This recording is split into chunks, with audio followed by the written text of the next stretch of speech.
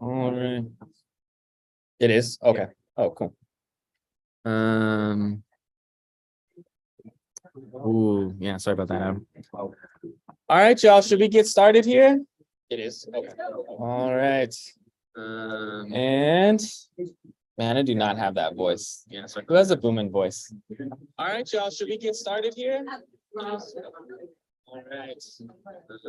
And man, I do not have that voice. Yeah, sorry. Who has a booming voice? All right, y'all. Should we get started? Okay, y'all. Let's dive into the thing. Yeah. Okay. Good to see everybody. Man, I just don't have that voice at all. All right, y'all. Let's do this thing. So, welcome to the fourth anti-displacement working group meeting. We really have quite a simple agenda here today. It's really going to be to put folks into small group time in the morning, to basically have conversations about, okay, where are we at on the recommendations? Are we ready to sort of thinking about what are the ideas that we want to move forward? And so we're going to split y'all up into 3 different groups. And here will be Minneapolis centered conversations in the morning. Right next door, in between us, will be Robbinsdale and Crystal. I figured it'd be helpful to kind of put y'all together. It seems like y'all have conversations together around these things. And then in the far room will be Brooklyn Park. And I'm guessing you're here for Kim's not going to make it today. Okay. Paul, welcome, Paul. And then Brooklyn Park folks in the far room. So we'll do that in the morning. We've got some facilitators who'll help walk you through everything.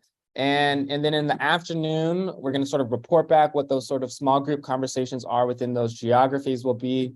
And then we'll have a larger conversation about sort of like what are sort of the regional policies. So what's sort of the regional approach to this? So some things might be done locally. Some things obviously will be done at higher geographies or higher sort of jurisdictional level.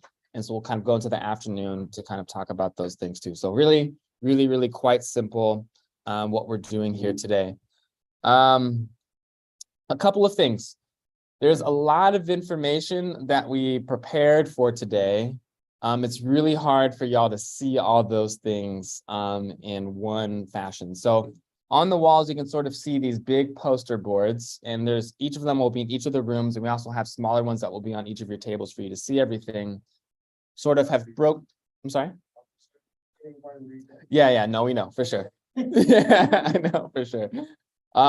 They sort of break down the policies that we've been talking about a lot in this room into all the different categories of where the recommendations need to get to, right? So they talk about costs, they talk about legal considerations, different examples of what they might look like, prepared by our lovely folks, Margaret, Lee, and Allison, I believe. Where's Allison? And Allison, Lee's not here today. She's in Miami. Boo. But we put a lot of work into. We're not saying that these are the final iterations of what they are, but we're trying to sort of stoke the conversation about all the things that we need to get to. Ultimately, I'll pass these around. We'll start looking closer to these policy briefs themselves, which kind of flesh that out into more detail. But that's just a lot of conversation to have, right? And the goal today isn't for you to figure out each of the boxes for each of the recommendations that you want to get to. This is just the endpoint that we're trying to sort of show you about. Today's real goal is about identifying what are the outcomes we want to get to in this anti-displacement work, and then what are the policies that we think will undergird the delivery of those outcomes, right? And so you can sort of see we have sort of 4 boards sort of talking about. The first part of our conversation will be talking about what are the outcomes that we need to get to. In the back, you'll sort of see a sheet it gives you sort of a cheat sheet, I think, for some of the outcomes that have already been talked about in this room already. And we'll sort of break those down once we get into the small groups again too. Once we sort of understand outcomes, then we'll sort of transition into, okay, what are the policies that ultimately get there, right? Those are really the 2 things that we're trying to get out of today, right? It's not to get y'all to fill out a policy brief. I mean, like that's our translating work we're going to be doing on the back end between now and our next meeting on February 25th. We're just trying to show you what we're trying to get to without y'all having to necessarily be responsible for it. Does that make sense? So We've given you lots of information, but know that it's all purpose built to understanding outcomes and the policies that we can generally get to, and we'll sort of break it down from there. That sound good? That sounds simple enough? All right, that's the only task. That's really all we're doing today. So first small groups in the morning between each of the local geographies, in the afternoon into the regional geography, reporting back. We'll distill a lot of information between now and the 25th and come back, and hopefully I think we'll have the recommendations that I think the group will want to move forward on the 25th. So we've done a lot. We've been kind of working down this funnel. We're almost there, and hopefully y'all feel that. I feel like y'all don't want to talk about anything else other than this today anyways, and so that's why we just made this a very purpose-built orientation around that. So that's the story. Any questions about what we're doing here today? Cool. We've got great facilitators, Margaret, Allison, Malik, right, who can answer lots of technical questions around that you might have moving forward the recommendations, but ask the questions. We're there for that, absolutely. All right, let's do the thing. So for the folks online, it's great that it's we have Adam and Nicole online. It's great because y'all will both be in the Minneapolis conversation. I assume that's where you both want to be. Otherwise, I feel like you probably know which group you should be in, right? Other than at least one of Kathy and Dan has to be in the Robbinsdale Crystal group, unless y'all choose which one of y'all want to do that. At least having the Hennepin County connection. And Sophia, I'm thinking you should be in the Robbinsdale Crystal group as well too. I think there's a lot of conversation between those local governments that y'all want to have around that. Otherwise, it's okay. And you can bounce. Yeah, cool. That's cool. Then otherwise, I think everybody knows where they're going to be. Does that sound good? All right. So Minneapolis, folks, you're just gonna kind of migrate over here. The room right outside this room, the kind of small room, is where the Robbinsdale Crystal folks will be, and the far room is where the Brooklyn Park folks will be. So. And Allison, Kim's not here today. Paul Mogush is here today for that. All right, Minneapolis folks, I'm gonna move y'all over there into the Minneapolis group in just 1 second. yeah. Cool. Is there? Oh yeah, that's yeah.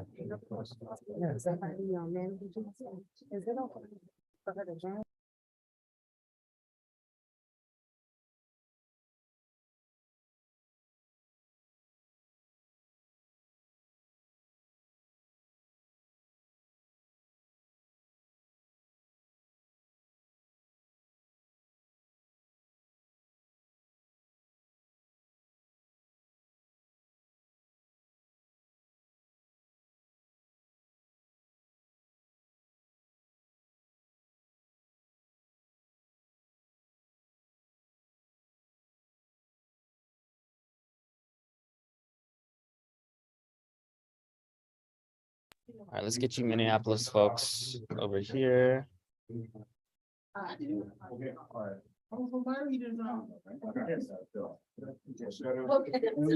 get you Minneapolis folks over here. Okay. All right.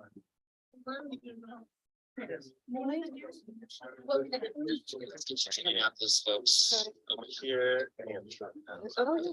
So post it through the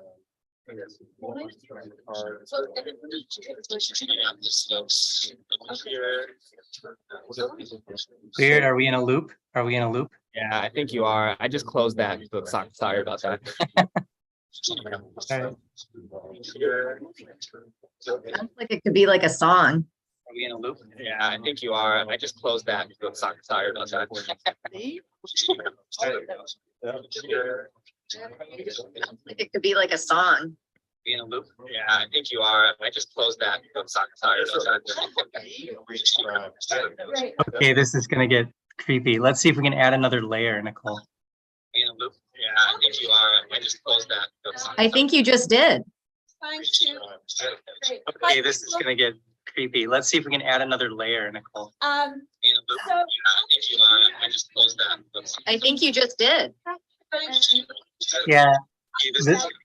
creepy. Let's see if we can add another layer. I think you just did. And, Yeah. so Malik and I. So which of us is gonna say something? Hey, room, we're in the twilight zone in here. I think you just did. They can't hear us. Yeah. It's on a loop. So which of us is gonna say something? Hey, room, we're in the twilight zone in here. They can't hear us. Yeah. So which of us is gonna say something? Hey, room, we're in the twilight zone in here. Not sure what's happening They can't hear with us. the audio. Yeah. Can you hear me right now? Which of us is gonna say something? Hey. Yeah. Okay, but there's some kind of.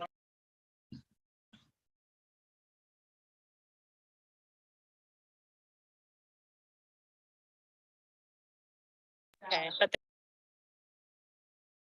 Man, that was crazy.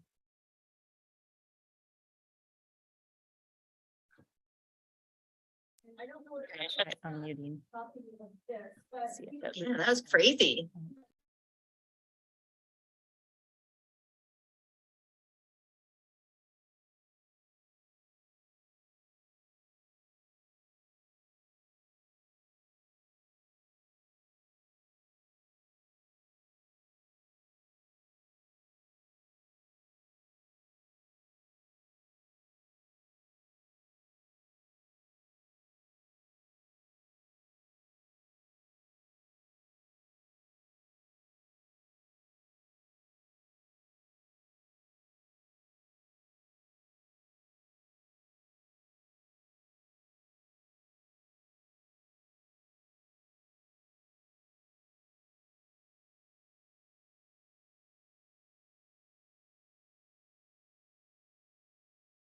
Okay, I think we fix it, y'all. Let's try that again. Okay, great. And then we'll use that to talk about this huge list of policies that we've had for a while, being, which of these should be prioritized and at what point in the process of the development of the Blue Line, because some of them are going to have the biggest impact right now. Some of them are going to have a really big impact, but maybe they're related to, during the construction period or after the Blue Line extension opens. So just to really kind of place them in time a little bit, which is why we've got sort of outcomes and then policies pre-construction, during construction, and post-construction. So just to start off, and I think I gave you my markers, just ideas about what are the priority outcomes for people. Like if you could pick just a few things that you think are absolutely necessary coming out of this process, what are some of the things that you feel like we absolutely need to address in order for this work to be successful? Accessibility.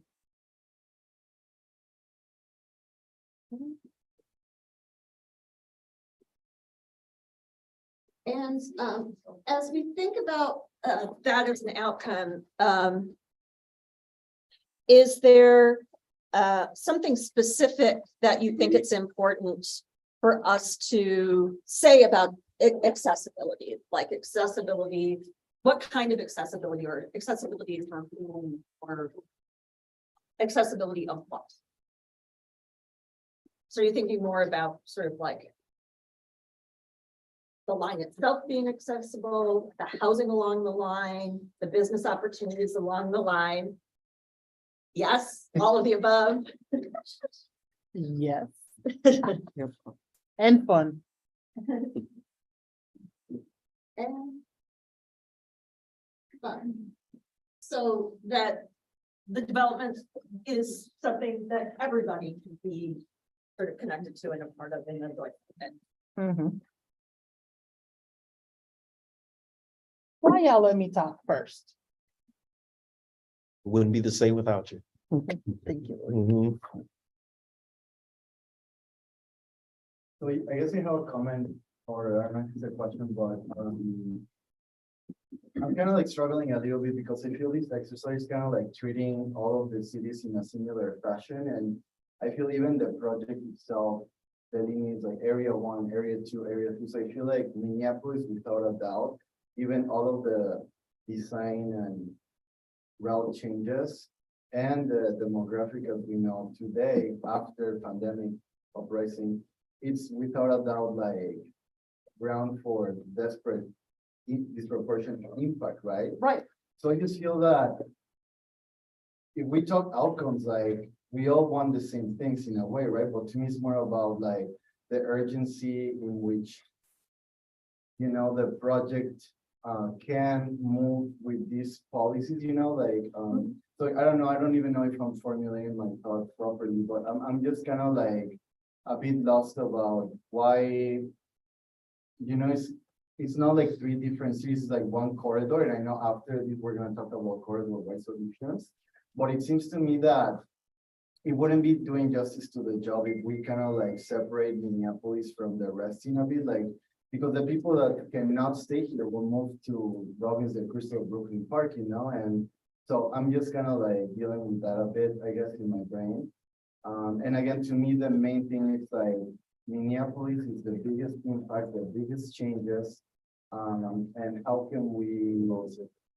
I'm sorry? And the lowest income, right? So it's like, I feel there's something like about, I don't know, like, I'm sorry, I'll just shut up now, but I just want to call that out. And if you, I want to go to another city, and the other thing is like, we invest so much energy in Minneapolis because of all the things, right? But with the corridor cities, we're hoping that Minneapolis can help lead the way, right? So for us strategically, it's like, we hope Minneapolis can lead all the solutions. So then the corridor cities who might be shy or not have a lot of density could say, yeah, Minneapolis did it, you know? But I feel that some of those conversations cannot occur if we don't do it here first. So how would you state that as an outcome or part of? Well, I guess what I've been thinking, it's like, because I keep thinking of the project principles, like principle 5 and 6 are about like equity and connectivity. And to me, it's like, how can we aim the policies to feed the project as we're addressing equity? So I don't know if that makes sense, but it's like, if we put forward policies that are exactly looking at the project principles, to me, then we're not gonna compete with the project, which it feels a little bit like we have competing outcomes. But if we're feeding the project with our equity outcomes, how can we work together and not have a different process trying to implement all this, you know? How can we bake it in? So maybe that's the outcome. How can we So the policies or the principles are baked into the recommendations. of the Yes, anti-displacement work. yes. Is it like a communication plan? Okay. Ricardo, is Yeah. it like a communication plan between the cities? Yeah, So you would make a policy about a communication plan between the cities along the corridor project? yeah, it's like, go ahead. Well, but what I also Yeah. hearing from what you're saying, and you can correct me if I'm not understanding, is that I think what the point you're making is also to say, let's elevate the design of those recommendations around those who are stand to hurt and lose the most, would show up potentially in the end. Yeah. And so, And let those, because for me, equity is like, if you address the most hurt, then you can take care of everyone else, you know? So it's like, if we take care of Minneapolis, you can almost say, I don't know. So, thank you. And yeah, I just wanted to make that quick comment because I want to go to the other cities because they're kind of empty, but we need to be there too, so I'll come back. Thank you. No, just. That's a- Thank you. Yeah, no, I think that's really important. And also, I'm just gonna raise a question for folks in this room as well too. Because I think, you know, as I think about sort of like the sort of political environment in different communities and who different cities see as sort of their constituency, right? And it's about anti-displacement, which is about both preserving existing communities and allowing people to have opportunities in other places. What's that balance between what we think can be accomplished in Minneapolis? Because there are people and there is power and there's a level of a connection and accountability for anti-displacement policies, like versus some other communities where I think it's like the Robbinsdales and Crystals of the world, and no knock on them, but you know, when you think about who's being most impacted, it's really, people will be impacted, but like the scale of it is much, much smaller. And so as we try and come up with policies, like, why would they in some ways get to decide what's best for Minneapolis communities? And I think that's one of the tensions of thinking about this in a corridor-wide way too. So. And I would add to that, so yes, and I think we talked about this in previous sessions that we've had, I think the difference is the power to have choice. And that certain folks will be impacted along this corridor outside of Minneapolis and have the tools, access, and resources to make choices about how they want to change their life based on how this impacts the livability of their communities, whatever. That's not going to necessarily be the case for parts of this line in Minneapolis. Right. So does that then, to you, does that strike you as an important outcome, that people across the corridor have the power to have choices? Well, yeah, but I think, Mhm. just being real blunt. That could be in outcome. Minneapolis, one of the outcomes is we need to see the people. Not here. We don't want to be heard. We want to be seen. We want to decide what happens with our community. So the decision needs to be ours, but we need to be seen.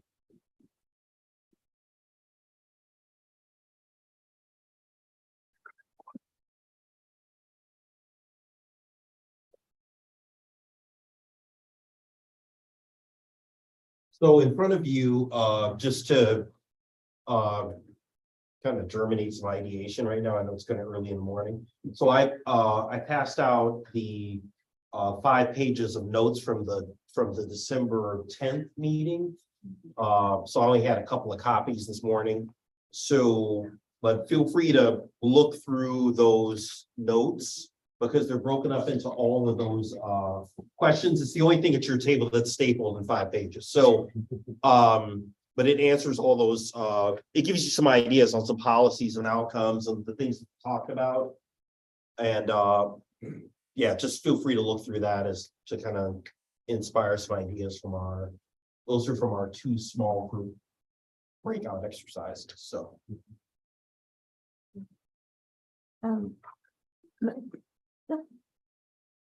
Another outcome for Minneapolis is probably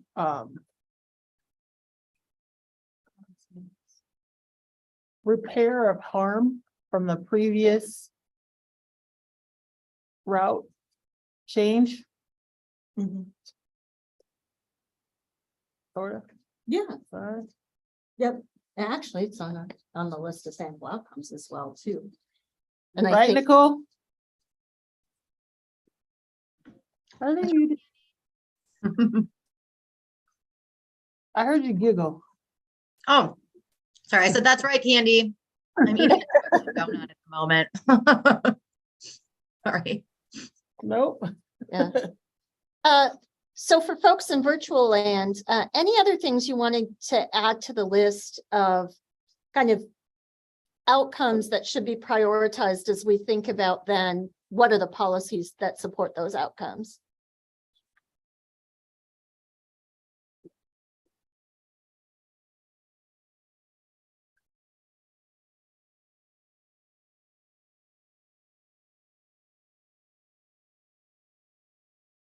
I think you wrote something in chat.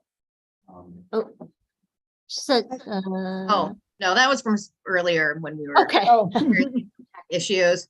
I think everything's pretty much been said. I mean, it's really, to me, about, you know, people being able to afford to live here. I mean, right now, it's already a struggle for folks, and we just know that with a project like this, it's just going to exacerbate that struggle. And so, you know, even without a light rail train. I feel like we need these policies in place. Most of them, I think we should have had in place, a decade ago. And if we did, perhaps we wouldn't be in the housing crisis that we're in now. And so, I think that at this point, I feel like, after the last year of meetings, I think we're all kind of in agreement that that's really the main goal, that residents and businesses should be able to remain in place and not just, survive, but also, really thrive.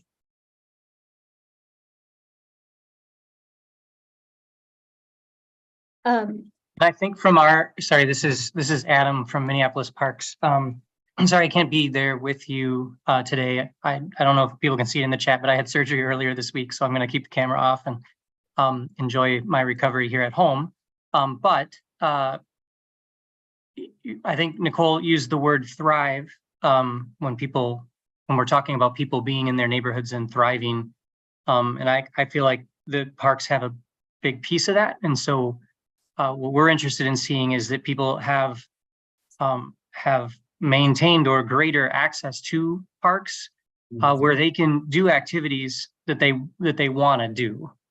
So we have to be in sync with the desires of the community, but also make sure that people can safely get to and from their parks. So that goes back to one of the early accessibility comments I think somebody made.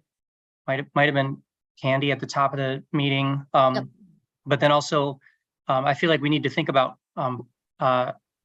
programming, whether that's in parks or not. There was a lot of talk at our last meeting about arts and gathering and food. And I think that's critical to that thrive part of what Nicole said a moment ago. Yeah, and I'll just add, another comment that I feel like, when I said that, like, oh, these policies, we've been needing them for, over like a decade.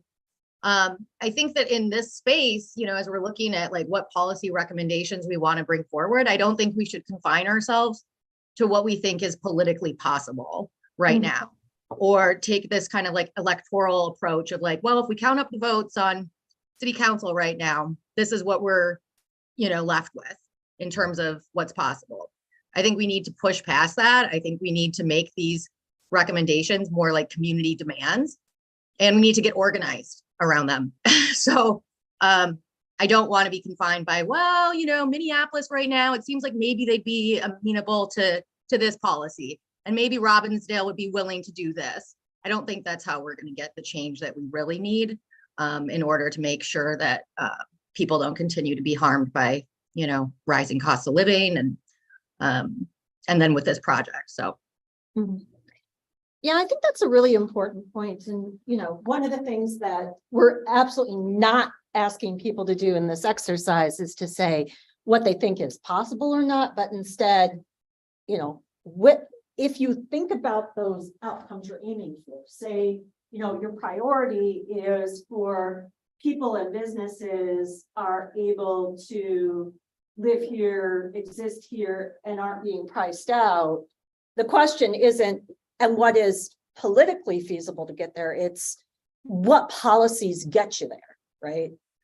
The other thing we brought up the other day that we also want to stay away from right now is not only what might politically be possible, but what might be, where's the money? Because we don't want, is there not available funding to drive it? We want to put policies in place and then go get that funding wherever that might be. And that's not always easy, but if we just say, well, we don't know if we're gonna have a lot of money, so we better only do A, we better think bigger than that. So these are the things we want to do, and then figure out between federal, state, county, local, and all kinds of other sources, how can we get funding to do it? I think we need to go back to something that Candy said that everybody kind of skipped past. And when she talked about litigating harm that's done to like Harrison. One of the things that the lady said from Harrison was the moment the announcement was made, the damage started. Right. So Minneapolis, North Minneapolis right now, the moment that it was made, the damage started. Property values are already going up. People are leaving. So you can't necessarily talk about outcomes if you don't address the litigating the damage part first.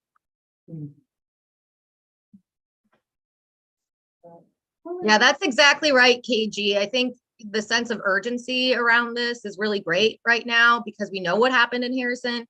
And you can already see, you know, these forces operating now along West Broadway. So It starts well before the construction begins. Mhm. Well, and maybe that's a good transition to talking about, you know, with what people are experiencing in this moment, with the harm that has already occurred and is going to continue to occur, then, you know, if you think about that sort of proposed outcome, which is people and businesses continue to stay in the community and are able to thrive. We've got a long list of policies. Are some of those more pressing or urgent if that is the outcome you're, right? And so, and I don't know what y'all have in virtual land, but on every table, we've got sort of this 2-page giant list of different policies that we've been discussing over the past, you know, several months. I think he emailed them to you. See Terrence, he emailed these. Oh, great. Awesome. Great. So then with this, we've got just, you know, the policy, a very quick overview of what it is in just a few words. The impact, like what it's trying to do, what it's trying to accomplish, what it could potentially be, examples of that from around the country, where it exists currently along the alignment. A lot of them exist, but like not really in the form we need them, or only exist in certain places. And then there are legal and implementation considerations, and then some discussion of timeline, although, you know, that it really depends, right? Kind of eye of the beholder, and then cost. And the thing I would say is to not worry at this particular stage too much about cost, because you know, if it's worth doing, then it's worth doing regardless of the cost. But to really think about, you know, if you pick an outcome, what are the policies that would align around that outcome that you're aiming for? And when does that need to happen? So we've got pre-construction, during construction, and post-construction kind of sheets. And I'll say, you know, maybe all of these need to happen pre-construction, or maybe there are some that are really specific to during the construction process. We may end up pretty empty in the post-construction, or we may end up with some. Well, I also think there'll be a lot of policies that will be important to do pre-construction, during, and continue Right. after as well. So it may just pop Yeah. in. Yeah. Like 2 pages for it? I think just front and back. Yeah, front and back. It's really like I don't. You are- Man, this- you are not. I get this one does. Yeah. There are 2 of them versus There is 4, maybe. There's, okay. And if we need more copies, we can see it. Super small, which is why I would highly recommend giant sheets. Or the other thing too, people aren't combined to where you're sitting, so if you need to kind of get up and look at stuff, we can do that as well too. What document should I be looking at that was emailed to? Can somebody say the name of that document? See Terrence, yeah. It's a giant, well. Blue No. chart. Blue chart. Yeah, does it have a file name, or I'll look around. Should be the third file that was sent out altogether. If we need more copies, I can make more copies. No. If I may, before I go to space, I just want to make sure that the words community ownership are placed under outcomes. I mean, so my name is Bill. I work in Chair Fernando's office, and the #1 sentiment we have been hearing, at least over the last several months, has been community ownership and being able to measure 2005 or 2023, how much of the corridor is owned by government, is owned by out of state or out of country investors. versus after the project, during the project, much of his own. Maybe. You're one of the ones that are hearing it from quite a bit, yeah. I know she got my email, but we're not hearing that because they ain't seen y'all at no event. We literally just talked about this the other day. We haven't seen her at all. So who is she hearing from? I mean, we get emails, we have a comment form on our website, we have meetings with constituents and community members pretty regularly. I'm happy to talk about Excuse me, just let your boss know, we need to see her. procedure, the other night too. Yeah. We need to see her. Maybe you can get her a calendar event. We need to see something. We need to talk to the therapist and talk to representatives. If she's the only one we have to talk to. Especially dealing with this. We're not happy with this. We're pissed. We're pissed with this entire process. North Minneapolis honestly feels like we're being dragged through mud. We literally feel like this is not happening for us, this is happening to us. You know, we have no part in anything that's happening. We've been trying to access Hennepin County and city-owned properties on the corridor to develop so that we have basically minority businesses that are going to be affected by this directly and indirectly to vote. And we've been told no more than I've ever been told no in my life. The mere fact that I can contact Jeff and talk to Jeff quicker than I can her. She needs to be present. She's the only elected official that has not been present in this entire fucking process. She needs to be present. Right? Yeah.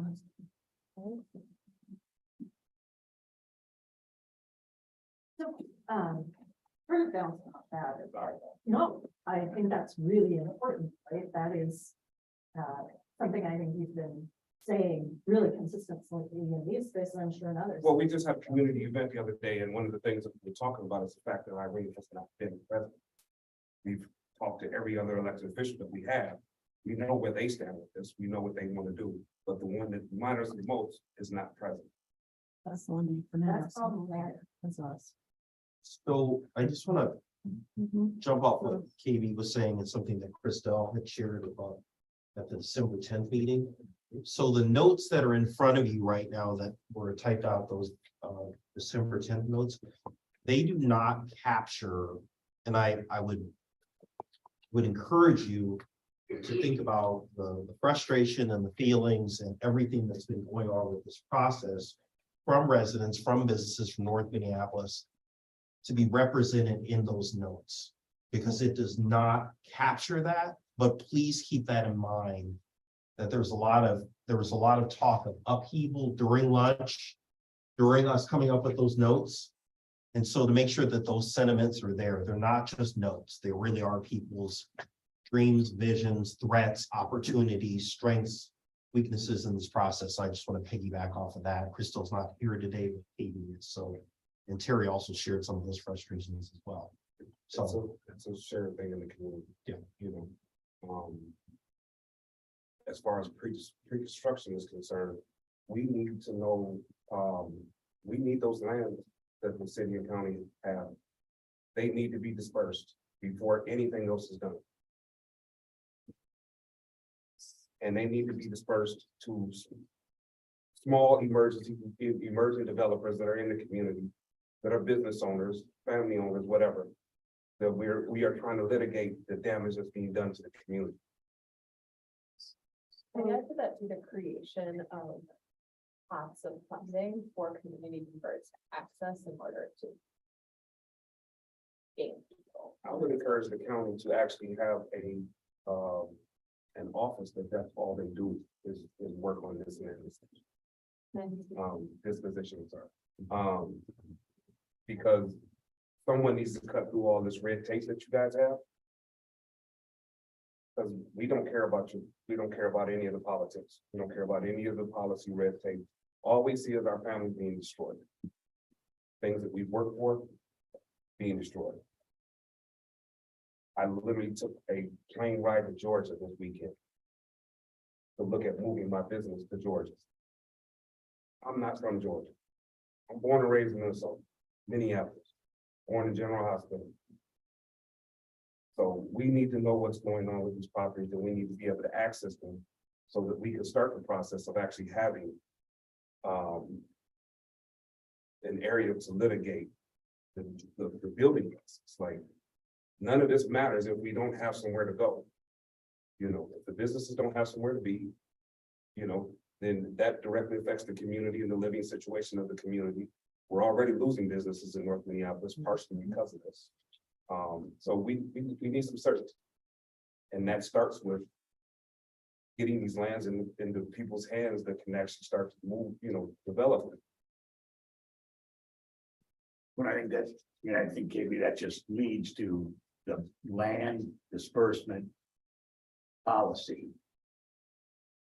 However, it's, I guess it's stated on here as, maybe that is how it's stated, land disposition policy, that's gotta be one that starts now. Yes. That's gotta be developed, first of all, differently. Says right on here, each entity already has. City, county, or whatever already has. There are land disposition policies generally. But should there be a new land disposition policy associated with this corridor, this section, this piece? And how does it get developed? How does it get implemented? Yes. And how does it get started? And that could be one that doesn't need to, it doesn't end necessarily pre-construction. It gets developed and it is a policy that. Because there are lands that they're going to need to be taken care of after. Sure, you absolutely, say what you need. So, absolutely. I would also put on there that there needs to be a sense of urgency to that. Are there, if you think about land disposition policies, it's like they exist, but honestly, the ones that exist along the, right, they're not doing what you want them to be doing. Are there some, and they're hard to navigate and they aren't accessible. So theoretically land is available, but it doesn't prioritize community and the process to access it. It is impossible for people to actually access land.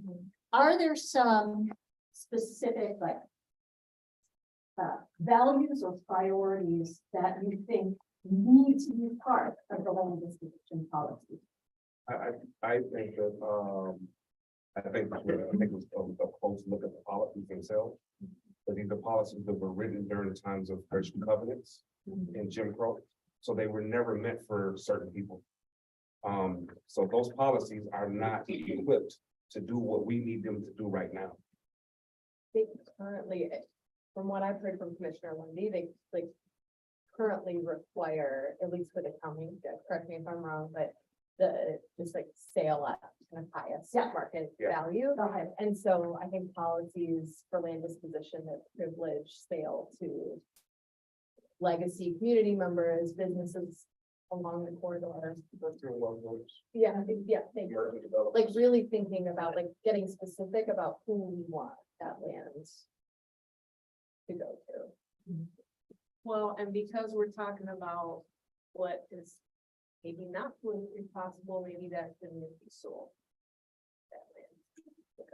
Yeah, we got. Say that again, say that again. As in, like, maybe it should just be given to the community. Oh, okay, not sold, but Not I like, thought you meant not, it should be transferred. not transferred either. Okay, It should all be right. transferred. I mean, honestly, the stuff that's sitting there 10, 15 years, they ain't made no money on it. But You know. didn't they do that over in South Minneapolis with the One on Boys Lake and Street. Girls Cup, with the Boys and Girls Cup in Phillips? Because, who bought it? Somebody bought it for $1 and then, because the land is owned, Parkport. Parkport bought it, for $1 and then the Boys and Girls Club is there. But they sold it for $1. And it's again, though, it's like, I think to build on that, it's like not, it's transitioned or transferred and not sold, but then also like where is, there should also be pots of funding for then the development. Yeah. Because I think often government disposes of properties for very low dollar amounts because the costs for the redevelopment are so high. And when it comes to the development, a lot of us in North Minneapolis, what we've been feeling as if we're being told is we have to just come up with the money. We didn't ask for approval. You know. So we didn't ask for it, but we are saying now, if that's what you're gonna do, that's fine. But you need to come up with some pots of money to make sure that we can do what we need to do. Yeah, I would throw there as well too, because this is something we've been running into with some like community ownership issues in St. Paul, and I think that was one really is product. People are running into this as well, and that is, it can't just be like one-offs. It can't be like, we're gonna have an example and it's gonna be this lot. And then our job here is done, right? Because that doesn't actually make the kind of changes that folks are looking for. And it's always harder and it's always more expensive. And then because it's a one-off, and then people look at it and go, that's too hard and that's too expensive, and then they give up on it and go back to this. Right. And I would say that's true for everything, not just the land discussion. And maybe that should show up in the outcomes, and I don't even know. Yeah, if that should just be the evidence. If it's our job, but to say with every single recommendation, I want actual percentages, numbers that then are benchmarked against what we actually achieved, and who's responsible for that outcome. Whose office goal we need to keep. So I get the public piece. What about private? What can we do about, what are some thoughts about, there's miscellaneous parcels that are owned by this entity, that entity, this entity, many who may just be sitting on them, doing nothing and waiting to see. And all of a sudden, if it's a private person and they say, okay, this is ready for development, and as a community member compete against Sherman and Associates, get a hold of that parcel and do something with it. Can that be done? We've asked the city of Minneapolis to freeze all sales of properties, private properties. So they won't be approving any sales. Is that a thing? Is that but is it even a thing? And it has to go through CPAD before you can sell a property, a commercial property. You have to get their approval. Not private property, people can, if I own my property, I can sell it to anybody via this. Oh, there, so. For private property, something that could be looked at as a vacancy tax Interesting. for commercial and for residential. Interesting. Yeah, the other thing is, there is. Because there's a wide mix, Margaret. I mean, as I've now looked at just about every parcel up and down West Broadway, city owns this, the county's got some tax forfeit, then private, and, so it's just it's a wide mix. Yeah, well, the other thing, and actually, I think it would probably be useful for us to take a moment for people to kind of sort of look at the policy matrix and just kind of think about how it fits in. And then come back to this, like have about 5 minutes. But one of the things to that point also is that there are proposals to limit investor purchasing and corporate ownership. And a lot of those have been focused on single family homes, but there could be something similar that limits who gets to own commercial property as well too. And you can't undo what already exists. If somebody owns something, they own it. But you can create some criteria about future purchasers as well too. Yeah, so take about 5 minutes. Look at everything in front of you. I mean, we know we've thrown a lot of information at you. Obviously, this is the information we've been sharing for these last couple of sessions. But just take 5 minutes, look over stuff, look over the notes, and then let's get back in, because there seems to be room to kind of walk around, look at stuff, and Yeah. it's a lot of. Feel free It's to meaty. stand up and look at things or pull out the sheets or look at the little things. Also, feel free to flag anybody if you have questions. Yep. 5 minutes. So, with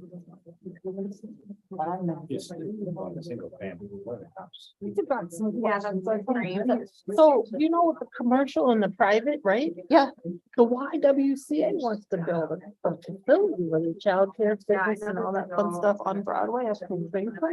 So how do we make sure we protect them too? Sure. Because I know they've been talking about Sherman's and whoever's, but it's like, we should make sure that the house that is equitable to everyone, right? Especially if they're not profit. Right. Well, So how do we do that? here are a couple of thoughts, but like, they're not the only thoughts. One is, if what they're trying to do is access government land, or if there's a way to put parcels together, I think about land disposition policies, like we can have a preference for nonprofits, for community focused entities. Like, yeah. Okay. I'm overhearing that conversation that's happening right in front of me. And Oh, is that being part, the taxes or? No, we don't want them to fall into that. Right, I mean, sure, yeah. Well, if you do, I mean, because you can also do something that creates, and I think probably somewhere near. You can also create like tax structures where, well, they're nonprofits, so they're going to be not having to pay taxes in quite the same way that for-profit entities are, so they won't be as dinged with the sort of rising tax rates. But the biggest thing is the cost of actually acquiring the land, and I think that's I where. think people bought it already. Oh, they did. Oh, so somebody got it else already. bought it. I think also, Because if you once think they about- announced the route change, people, like she said, snapped everything up. they started snapping everything up. Mhm. Because like he said, it's like, Yeah, all this shit should have happened well before yeah. the alignment was chosen. That's ridiculous. Because it does the most, like, these policies do the absolute most good before a route is announced. Once a route is announced, then people begin to speculate right away. And then it's not like you can't do things. It just is harder and it costs more. Right. And I think that's part of what they experienced in Harrison. You saw it, like, it's not about the line existing, it's about people sort of speculating, and only people who have money get to speculate. but it happened in Heritage Park. We have parcels of land that are not developed. Like large parcels of land that are not developed. Guess who owns it? HUD. Oh, well, interesting. People don't know that. And they're just holding on to them. Sure. And it's like, okay, now the route's not coming, but the Southwest is coming. Sure. But they're just sitting there. Well, but it's true. I don't know if you two of you can hear me. You're having kind of perfect We can. conversation for me to eavesdrop on, because I think that there's a lot more, as it sounded like Jim Voll might have alluded to, there's a lot more flexibility to provide community benefit in the redevelopment of a park if that land is publicly held. So having that ownership under HUD versus under some developer who's sitting on it waiting for the right moment gives a lot more policy flexibility, right? So you can, HUD can have rules for how that land might be divested to a private party. The city, the county, anybody could have rules for how that's done. And that's where you get into these community development agreements. So in some ways, the idea of when it's advantageous for the project to be overbuying along the corridor when it needs to condemn properties in order to create developable parcels that it can then sort of say, hey, developers, you're only going to get to do this if there are community benefits associated with it. That can be a really powerful tool. So instead of thinking about just we're gonna acquire the absolute minimum, are there properties along Broadway that we sort of need to unlock, like get out of an owner's hands who's not doing anything with it? And then instead of taking the outer 50 feet of that parcel, take the whole parcel and then have a policy for how that gets divested back into the community for community benefit. Success, no, other people are gonna see success. I mean, Typically, that's an idea, right? Like, there is the opportunity, the city has the power to condemn properties. yep. They do it all the time. So will the county and Metro Transit for this project. Yeah. Is there a policy or something we could implement where we actually make them hire people? That might require. Yes. Do this work? Oh, you mean to like hire city staff to make sure that they're actually staffing No. or hire people for the jobs that happen along the corridor? Sorta, They say, don't care if the president Um, or. kinda. So Do you know what I there's, mean? yeah, Like, somebody, we could put a policy together where what he just said, they look at the parcels, they would plan it out, they would fight for it, all kinds of stuff like that. And then you'd have a policy where we employ people to help small businesses walk them through this process. there could be a program like that. Interestingly, they didn't do it directly, but indirectly along when they did the Green Line along University Avenue. And there are a lot of things they did not well and some things they did well. But they actually worked with Neighborhood Development Center and a few other folks to actually go directly to and work with small businesses, both ones that were existing along the corridor and to like work with entrepreneurs to make sure that they could access the opportunities. Now, Our internal park board work group had, and I don't know where these ideas kind of went or ended up, or if they're in front of you today, but we had some staff on the programming side that were looking at, how do we better serve the community's needs, not just through like active recreation. Like our information technology department is going to start probably doing programs on like internet safety for seniors. And then building on that, we had the idea of like, how do we maybe use park programming to also provide connections and education around these kind of financial tools, these kind of options if they come out. So our group put forward that, so we're not going to be the ones to create a program, Candy, like what you're talking about. Maybe the parks are a good place for people to come and learn about that or to get coached on that. And so that's something that, because you create a program, but then how do people learn about it? And so then how can parks or schools, the libraries participate in doing some active programming so that people are learning about the options that they have. yeah, I also don't want to lose the thread of like, when these projects happen, it's billions of dollars, right? Billions.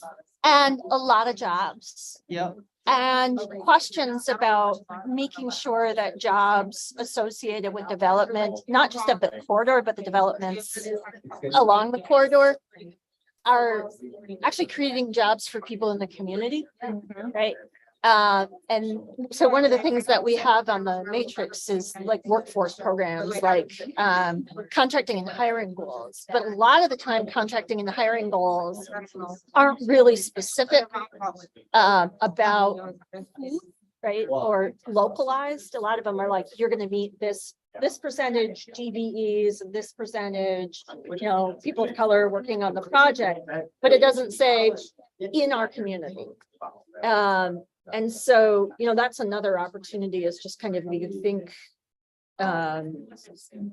think about like the ways that people are able to actually benefit from investment rather than being harmed by investment.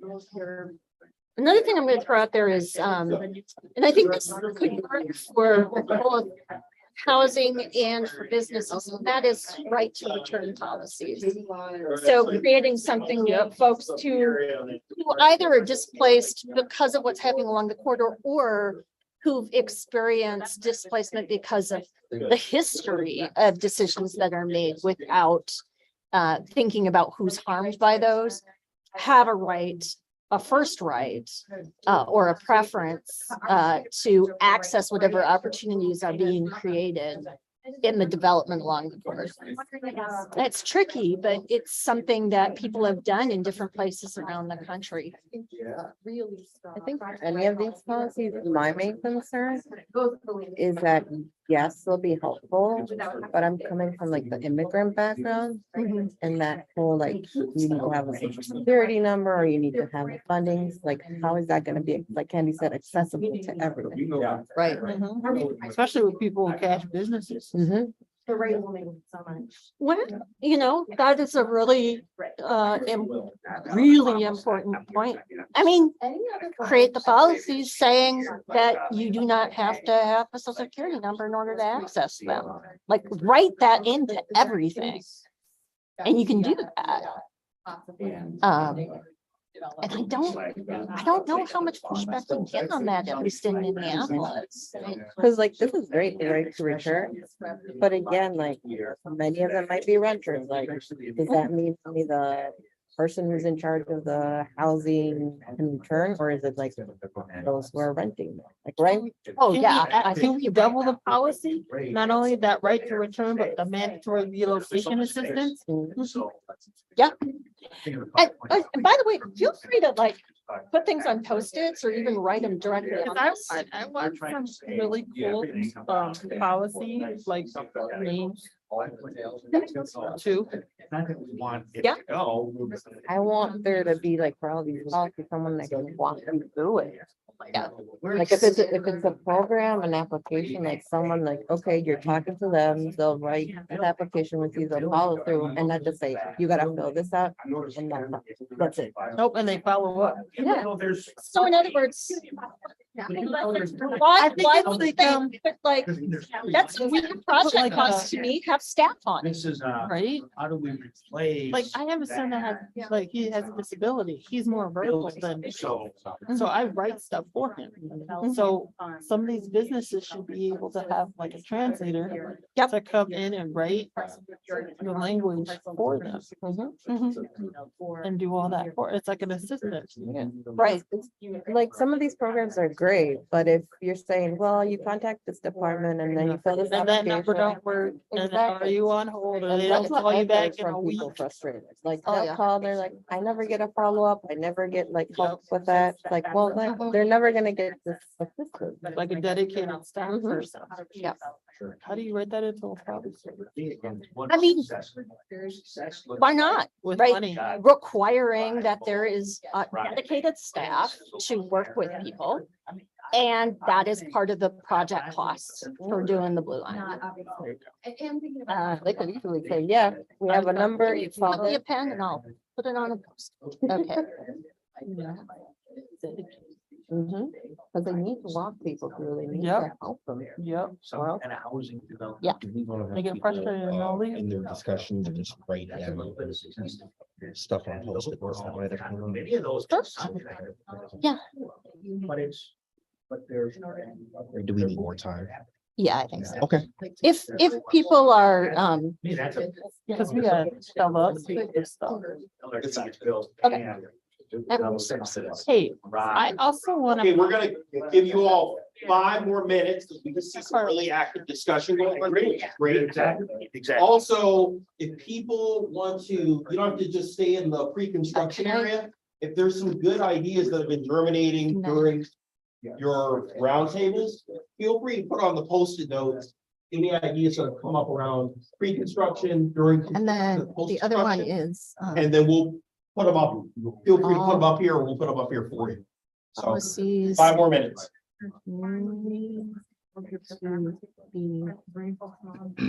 Accessible, I'm sorry, my spelling is atrocious. No, it's fine. You got it. Accessible to people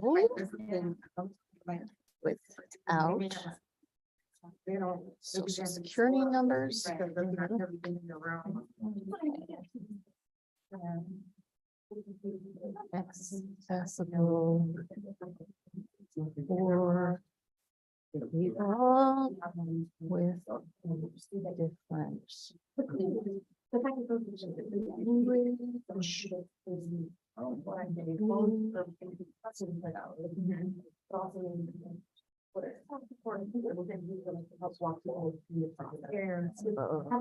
different Right. And so, but so technology this. So one thing that I feel like is missing from this list is, and maybe it's in there and I just didn't see it, but public housing. Using the properties that are certainly, already government owned and developing those parcels as public housing. And I think it would be cool to also see, commercial ground floor space owned in those buildings by the government. And I think that would help to strip the profit motive and you know, thereby create true affordability. I just Um, thinking of understanding. and I'm not seeing that in this list of recommendations where it's like really clear that there's a commitment and a desire for more public housing and publicly owned commercial space. I know. Okay. I have it posted now. I don't know. Spam public housing. Thanks, Oh. Margaret. Sure. This is a model. As you think about this, anything else that's really hopping out at you is like, we need to do this, we need to do it now. It's not addressed anywhere. And I think we need to create a policy and it goes pre and post on. We have the form of what the route has done, but we need to say something about displacement and health equity in so back about the effects of electricity that may affect people along the route. Okay. And I don't know how to say that. You know about the tinfoil hat people who think the electricity is harming the brain? You don't know about that? Okay, yeah, we need to address that somewhere so we don't get sued. Oh, Yeah, and along you know, those a lot of lines, money for those that- people. something that I noticed and as we're looking at the emerald ash borer tree issue, and Adam, maybe you would probably have more, you probably have more knowledge about this, but this pilot program for the carbon credit offsets, and from my understanding, like where my stance is now is that I'm opposed to that kind of program. I don't think that it's going to really, you know, us in Minneapolis selling the carbon credits, like from planting trees to, you know, a polluter in Texas. That's a policy that's really going to help in terms of like our long-term climate goals. So it is a new program. It's something that I don't think a lot of people know about at this point, but and I don't know then that people in this group would make, you know, be comfortable creating a recommendation around that, but just from what I've seen, I'm currently opposed to that type of program. Is that like with 100% renewable energy? No, this is basically just like every tree that the city plants now to replace the emerald ash borer trees. There's a credit that the park board and Green Minneapolis, which is a privately held, you know, nonprofit, I guess. They are selling those credits to a hedge fund called Winslow Capital. And then Winslow Capital makes money by selling those credits to it looks like a polluter potentially in Texas. So polluters, people that are in the business of polluting, they can buy credits so that they can pollute more than is allowable by state law or by federal law. So it allows polluters to do more polluting based off of the fact that we're planting trees here in Minneapolis. I mean, that seems like a vicious circle. Yeah, Yes. that's a good thing. I do want to though, and I think that's an important issue. I do want to kind of come back though a little bit to sort of the anti-displacement piece of it. Is there something in there that's related to anti-displacement or? Yeah, well, the tree issue. So right now, the emerald ash borer tree, and this was discussed, I think, at the September meeting. You know, just the impact of having to remove a tree for a low income property owner is rather large. And so they're facing potential displacement because they're having to pay for tree removal. Well, and I think in there, you know, with that, it really goes to, I mean, there's that, but then, you know, I was responding to Candy talking about health equity and environmental justice. And we know we've got polluters all over the north side still operating. What are the solutions to that? It looks like one solution that the park board has come up with is this carbon credit offset so that they can get money to plant trees to alleviate some of the climate concerns, right, in the city. But the question is that the best way to go about this? And who's making money off of it? And then what are they doing with those credits? And where is that extra pollution going? Sure. So I think there are lots of great we, ideas. sort of. Lots of so- great ideas on these different circles, even better on Post-it notes, you write them down. Yeah, so I put that down as, a couple of things. One, that the park board should look at their policy, and second, that the zero interest or low interest rehab loans should be able to be used for the tree issue as well, too, so that people aren't displaced when they're required to remove trees. Yeah, and we need to be able to find funding to compensate folks that have already been impacted by the tree removal. And the tree removal, when you look at a map of the emerald ash borer trees, it really like goes really close to like the route of the blue line. Sure. So there is that connection.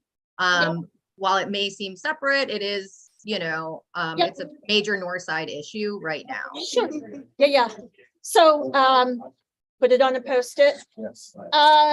Is there something else, as you think about either policies that are on this list, things that need to happen, issues that are popping up, or things that are completely missing from this? Can I make Nicole's comment Hold a on, little? Adam, Can I what? get, But everybody wants to see. make Nicole's comments a little bit broader and say that essentially like government fees can be a real issue, whether it's tree removal or sidewalk assessment or a fine for not plowing your sidewalk when you either don't have time or physical ability to do it. I mean, there's a raft of things that government can charge you for. And so I just want to note that in areas that are more vulnerable to displacement, those, I think Nicole is right, that those special assessments can be the difference between someone staying in their home or not. And trees is very much a topic right now, and I understand that it is. I think there are other items, and I think interestingly, the sidewalks, when you get a sidewalk assessment, I mean, that's a transportation route. And so are people being asked to pay for their own transportation routes and to frankly, pay to have those. I mean, we don't pay to have our streets plowed, but we effectively are paying ourselves to have the sidewalks plowed. Because if we don't do it, the city will charge us to do it. So I think all those things could be looked at as a broad category. Yep, so Yeah, limit fees with for that, community, fees and fines reform, and limiting special assessments. Yeah, and municipal plowing, sidewalk clearing. Okay. Other things, as you think about, once again, the list of outcomes that we've talked about, are there other things that strike you as sort of like particularly important on this list, or things that you want to sort of place either before, during, or after construction? Well, mandatory relocation assistance is free. Yeah. And workforce programs is free. Yeah. Right, the council. Yeah. So that's, if people are being evicted, they get a lawyer. Right? There's some that are pre and some that are post. Yeah. Oh, yeah. No. And then. Yeah. And some Well- are always important. What I wanted to share is Yes. that on the other table, we figured something out, What is that? that we shouldn't think about it pre-construction, during construction, post-construction, but we should think about it like, what do we need to prepare to survive and to thrive? So speaking in that framework has helped us generate more ideas. Like, yeah, what do we need to prepare for construction and then surviving construction and thriving after construction? So I just wanted to. That's a good framing. Some other table, so. Mhm. So then it's less about putting it on a timeline and more about, More people oriented, like. Yeah. This also for us is putting us in the box of what cities can do. right, And it's not about what cities can do, it's about what people need. right. That makes a lot of sense. Don't you think? So, And I like that because it's thinking of you, it's like, why are we talking like this? We need to surround the people talking now. So so. it's like, what do we need to prepare? What do we need to think about? So I was thinking. I'm gonna blow your mind. Okay, I'm ready. So posts Yeah. after the line is completed, So right? how do we? One of the health equities is Knows what's. Yeah. Good, um, using it. I don't know. is like surviving, it's like, people who are harmed by the electricity Uh-huh. of the routes, of the line, Uh-huh. and having a pot of money for that. I love them. I don't know where. So. Yes. The health Give me money. You can exit. Because some people like. You know. Yeah. Yeah, I mean, I'm a SWOT analysis, dude, but. Honestly,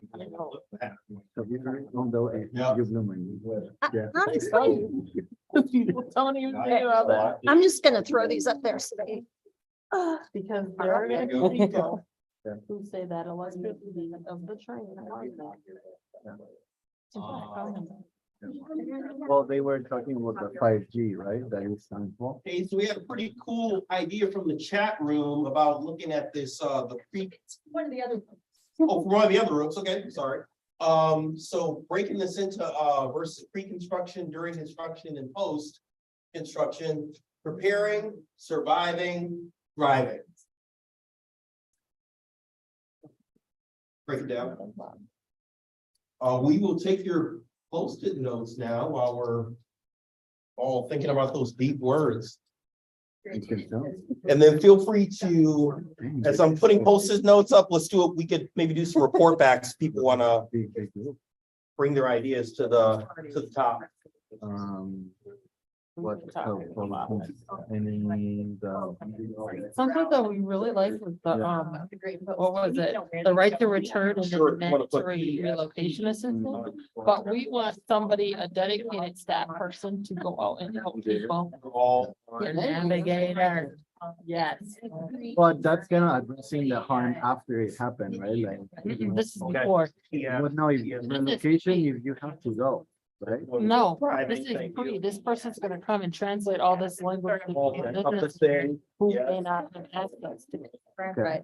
Oh, yeah. The navigator Application. Oh, I see what you mean. I know. Relocation and you have your right to return. And they're gonna help you with all this assistance. They're gonna help you Yeah, fill out forms and walk Yeah. you through it and Yeah. hand in hand. That's why we need navigators. yeah. Or maybe, I yeah, call them I a love that. translator, but a navigator sounds really cool. But Because they have yeah, health navigators. and I love that Yeah, it's like, they'll go to the doctor with you She has. yeah. and everything. It's amazing. I don't need one because I already visit my doctors anyway. And correct me if I'm wrong, but what you're also saying, like someone that is an expert about before construction stuff, like on technical assistance, whatever, on all the way to how do you survive and how do you thrive, but keeping it in one place, so putting city resources. Keep that in mind. to have that position, I guess, like an anti-displacement staff person. I like the whatever way. you want. So it's kind of like a one-stop shop kind of Yeah. thing, like a person you go to. Oh, isn't that cool? For business, yeah. Mhm. Is it? We used to have one in Harrison. He was amazing. From the city? Yeah. Hey, Nicole. Hey. Yeah, he was, and he would answer all kinds of questions and we would get him and fuss at him and all kinds of stuff. Thanks. And he was very accessible, but then he got a different job. Question that we have. All these policies and all these cities, who's gonna enforce? And how are they gonna be enforced? Joe, it's gonna depend a little bit on the policy. And I think this is one of the things, which I find really frustrating about this whole thing, is that that's one of those, like, the devil is absolutely in the details. Yep. Right? If you have a policy that doesn't have clarity about who is responsible and who enforces, then it's just words on paper. Right? And so I'm gonna put a post-it up about enforcement, because everything needs to have somebody who's responsible, somebody who enforces it, and it needs to be consistent. Right, because So, once we give our policy recommendations to the CMC, then they go and get. Yeah, they approve it, and then what And then happens? What happens? They get They're lost. gonna say, oh yeah, it's on paper. We That's, did it. Yeah, yeah, yeah, yeah.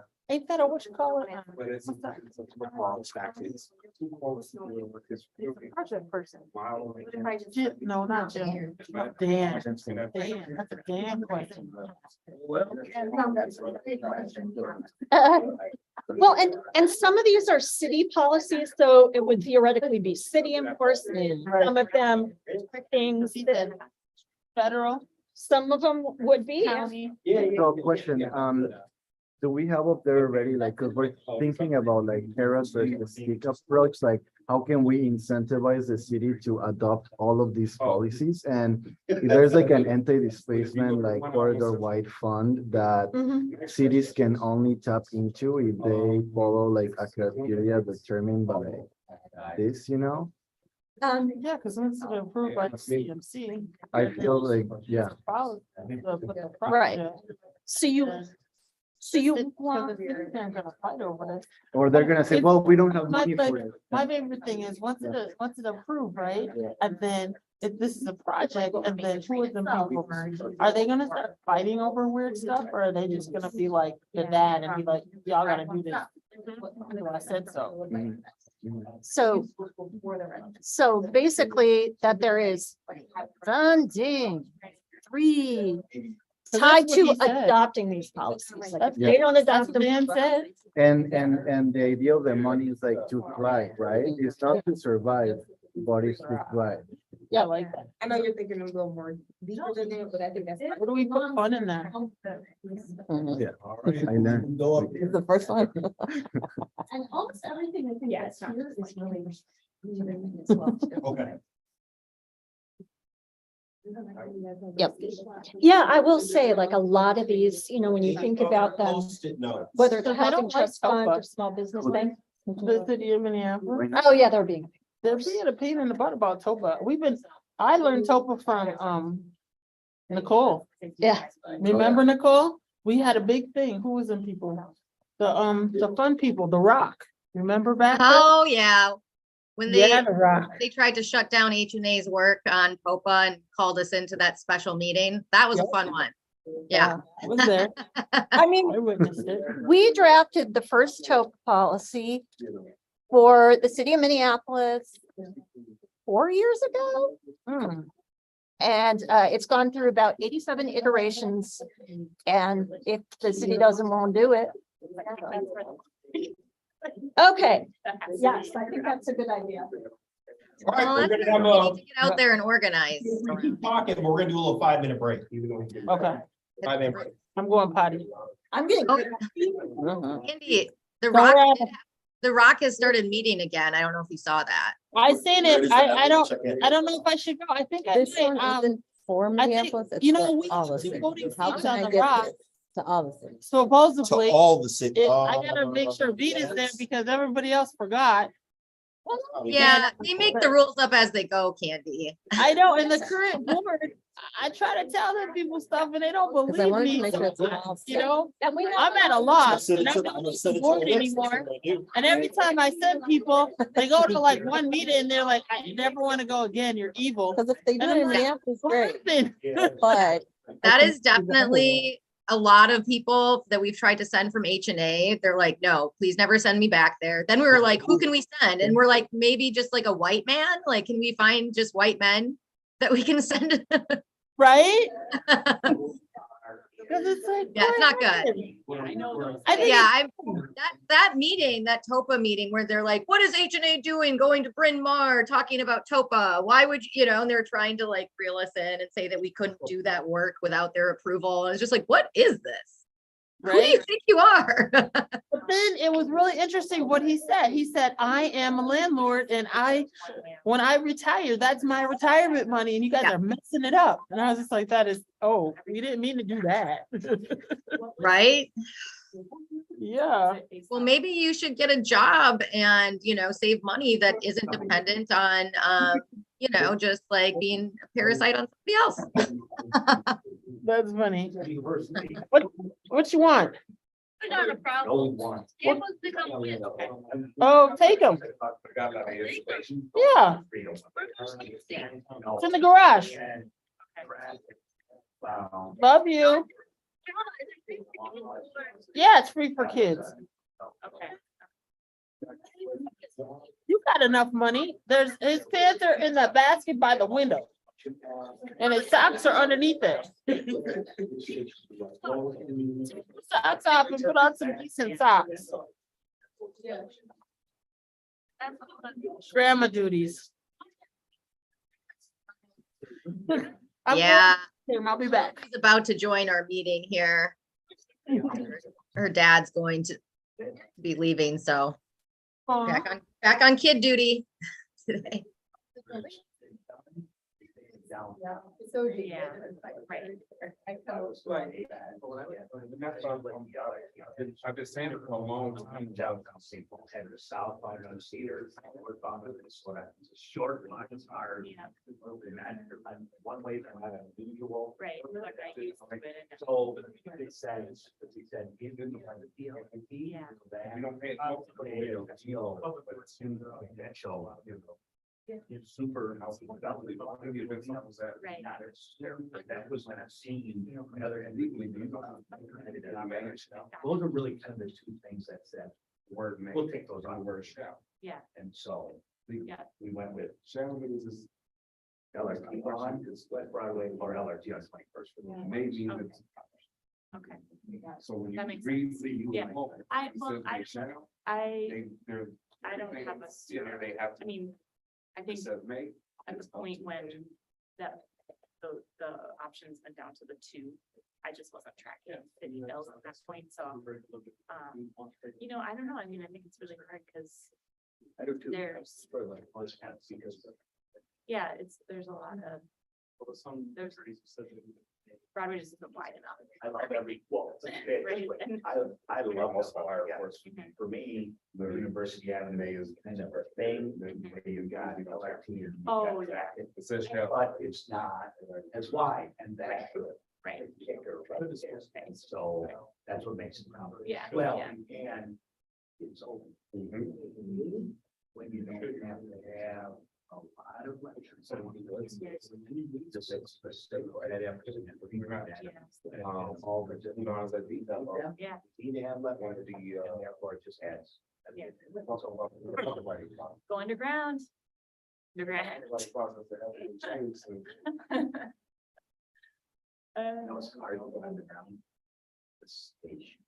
Yeah, no, I believe that. I believe, I know it's expensive. I know it's hard. Did I hear go underground? Yes. Yes, that's the Illinois way to do things. Yes. Or go above. Or above, yes. It's not wide enough to go on that grade, right, without a lot of property. And so it's not probably wide enough to go up either necessarily. Well, above. It changes the street. a lot. That, I always think about scale, right? So look at that one, that was lost scale. Right, it works. Because it's, everything's huge down there. That's why I said other. Yeah.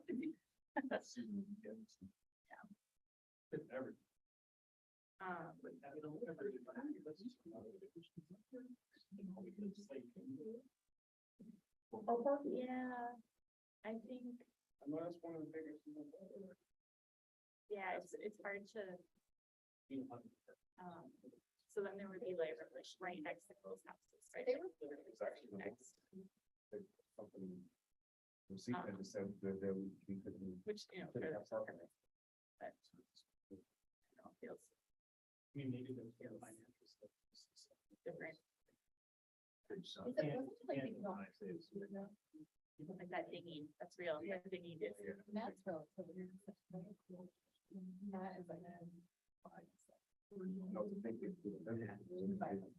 Build that in. Money you do. I mean, the houses along 21st will already. Clear, I live. For a long time. And it wasn't annoying, but it was like, because I was so but you're closer, and if there's crossing all the time. Right, and then when there's horn, going crossing. That doesn't have to be on this line. Oh, good, okay. Not like I think you're going through the, Yeah, even at the university. they- We got snow. need to do. Oh, okay. I mean, I always They like- do. I always go, Which they're really don't, yeah. Right, but they're there. "Oh, that's it." Or that's what we're talking about. They're No, back, they'll be creepy. so I don't need And more sidewalks being ripped, so. You know, Yeah. no sidewalk going right. There'll be- Yeah, like on West Broadway, I see it in front of West. There's a lot of good, I mean, there's a lot of. Eastburg got That's that a lot of the signs. Design to be done. That's why we talk about this, so the city should show the sidewalks. Well, I think the city would show those. Well, but why is it so well shown? So that should be. So I said, and we've asked them about, the city has. Yeah. What do you say? Snow removal would be like $160,000 a year. I'm not around that, yeah. Central's paying less than that, that's longer. You know. That's why, you know, trying to tax. Trying to think of ways to, when you rebuild the street. With the sidewalks, you. Yeah. We can't do that. Yeah. We got X number of feet. We did that on Michael's Memorial Highway, when the train was going to, we moved off we said 10 feet on the first street. But we had one. Yeah, but we.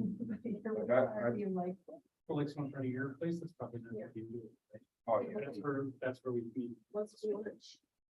Yeah. You know when it's gonna be. I hear you on that. Hold on. It says 12:30 on the thing. It's, So- I know it's still early, I'm not complaining. Oh, I hear you. I'm grumbling over here too. I hear you. We got people in wheelchairs and stuff that can't even get through there.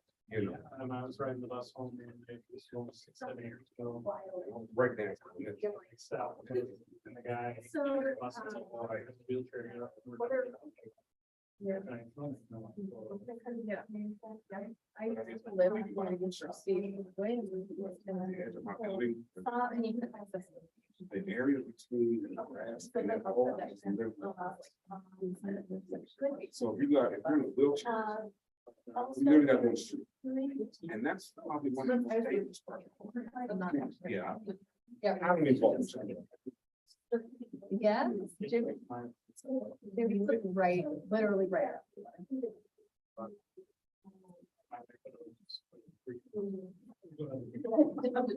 Yeah, drink cold water. And didn't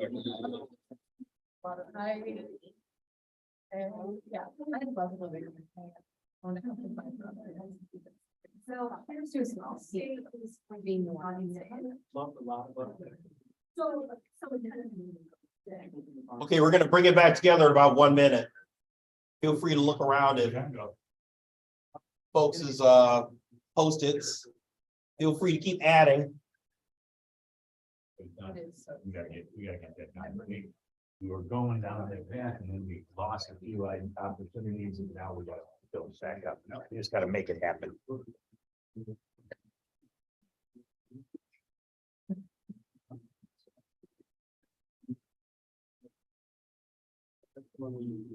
Yeah. I know the federal public.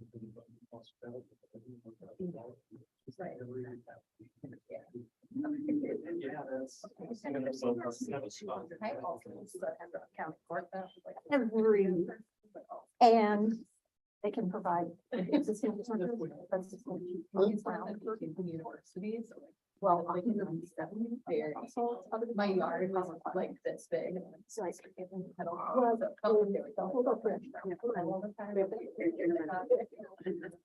Like there's. So married. Went off. It always felt Who that then? it's like people who shit in the company and so it's like the kind of person that I know are not there. Like, how is it? I've never heard it either. It's good. All right, we're gonna bring it back together. And before, so lunch is gonna be at 12:30.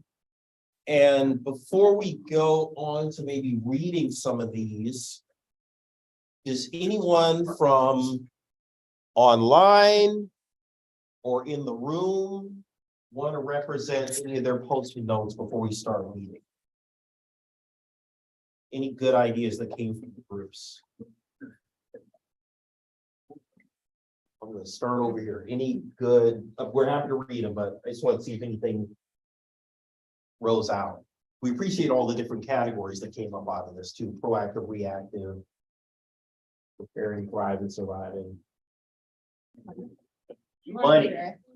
Money for everything. We talked about, How about $1? We need our coins, man. we were like UBI for a radius around the entire corridor beginning. I guess we didn't really talk about this, but in my head, it was like beginning now and extending through a certain period post-construction. Okay. And that's on there. It is one. It's on there, yeah. And then just, yeah, thinking about in addition to that relocation support, thinking about cash support for businesses, like generous, adequate cash support for businesses to make up for lost revenue and just to weather the whole process. Lots of money for development, again, for legacy residents. That was a big part of our conversation. Money. Great. Also, this group came up with the idea of, we were talking about free ridership for folks along the corridor, particularly low income or specific folks. So residents. So in it reminds me of something that happened in Illinois. So good old Governor Blagojevich, everybody knows him as Blago. He actually froze and did they rode for 2 years of all transit systems in Chicago, mainly Chicago, but the RTA system as well. And that was from 2008 to 2011. So it just kind of shows political will. Governor just did it. Of course, Governor Quinn afterwards stopped it. So but good. So, and I put that up there as well. This group. Any ideas that just sort of, We had a few ideas, to speak to one of them and jump onto. We talked about, the need for a pot of money that's really focused on community focused property development. So that could kind of flow out of right of first refusal for tenants who are buying, land disposition where, folks are, taking ownership of city or county land, or for current property owners in the community, residential or commercial or a nonprofit whose property is being impacted by construction.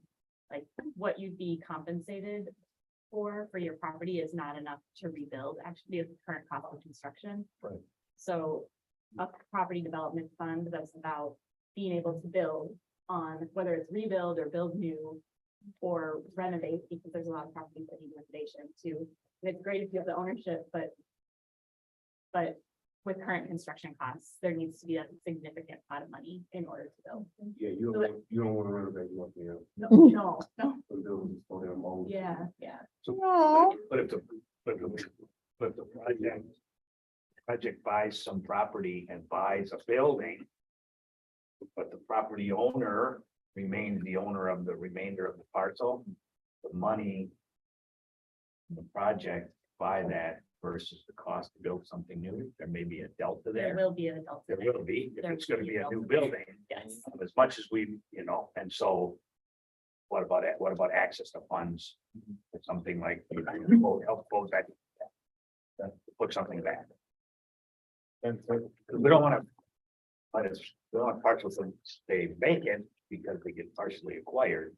How can that happen? Wouldn't that be like really cool, like history and historical and renovation? Cause if that building's like 100 years old and they restore it, Sometimes maybe. preservation? Maybe, That's that's where what they call maybe if there's some properties that are like in pink, on the map. And if they come right up, if the building currently comes right up to the property line, to the current right of way, and the county has to purchase several feet of the land underneath the building. it. And to be able to put the new right of way there, the whole building will probably have to come down for it in order to Likely, create the because it space. can't. Dave off so many feet. Or could you move it? Move the building, like, yeah, maybe there's some Andy, buildings we where that talked makes. with the project office about, there are buildings that are historically designated for, and, to avoid those. And then, of course, there are buildings that they're not historically designated, but they still have a historical type character, right? I mean, you think about the south side of Broadway, like across from, I can't think of Sherman's shopping mall there. What's it called? Thank you. And, those aren't necessarily historically designated, but a lot of those buildings, not all of them, but a lot of them have really interesting features. You tear them down, you're erasing part of the history of North Minneapolis. So we've talked with the project office and they've been good about trying to avoid. I mean, there might be some situations where they just can't avoid, it, but they're thinking about that. There are times when you could move a building. And times when it just cost enough ability to operate it after it might not make sense, so it all in its own situation. Question real quick about the issue of like historic preservation, and that is like, who defines what is a significant property? Because a lot of the time it's based on the architecture of the building, but there's also what is the cultural significance of the building? What is its history in the community? What has it meant to people? Standards of the Secretary of Superior. Right. Government. But we've done a lot of the Oddfield building next to camps was designated based on the kernel and cultural. Now that's not necessarily the culture of maybe the people that are living in the neighborhood now, but it still was a cultural thing. And then we've looked at what are some of the other buildings that we've done? We've had a recent effort to try and look at cultural. So I mean, so a lot of times people will say, well, that's not a historic building. Look at it. It's like, well, but it's not just the architecture, it's something important culturally happened there. 927, that was just recently rehabbed. It was a city building, all that ended up getting some national register and tax credits because of this cultural significance, not the architectural significance. So we look at all of that. So that's why, and my friends at the project office know that whenever they're looking at a building, I'm always, there might be something important there. It's not just the way the building looks.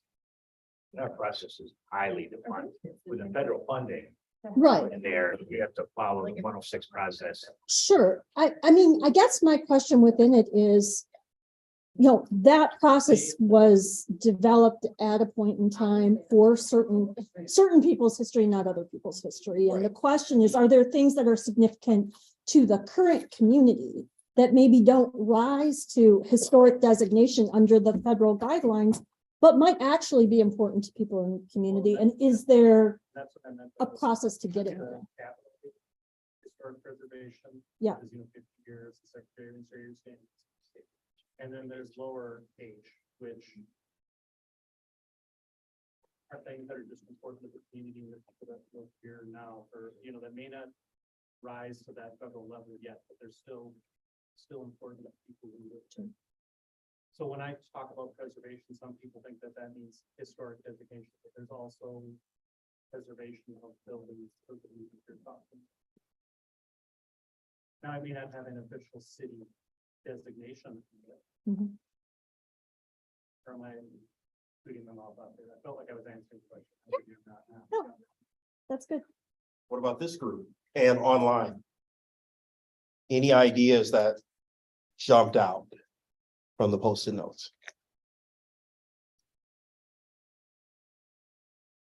We had a whole bunch of them. Good. They're all the bright green ones. Any ones that just jump out? Like a dedicated navigator with a project that specifically would help small businesses or immigrant businesses that don't have Social Security cards or are cash-based only, that would help them walk them through processes and languages that are unfamiliar with this project, especially like as far as land disposition and mandatory relocation assistance and such.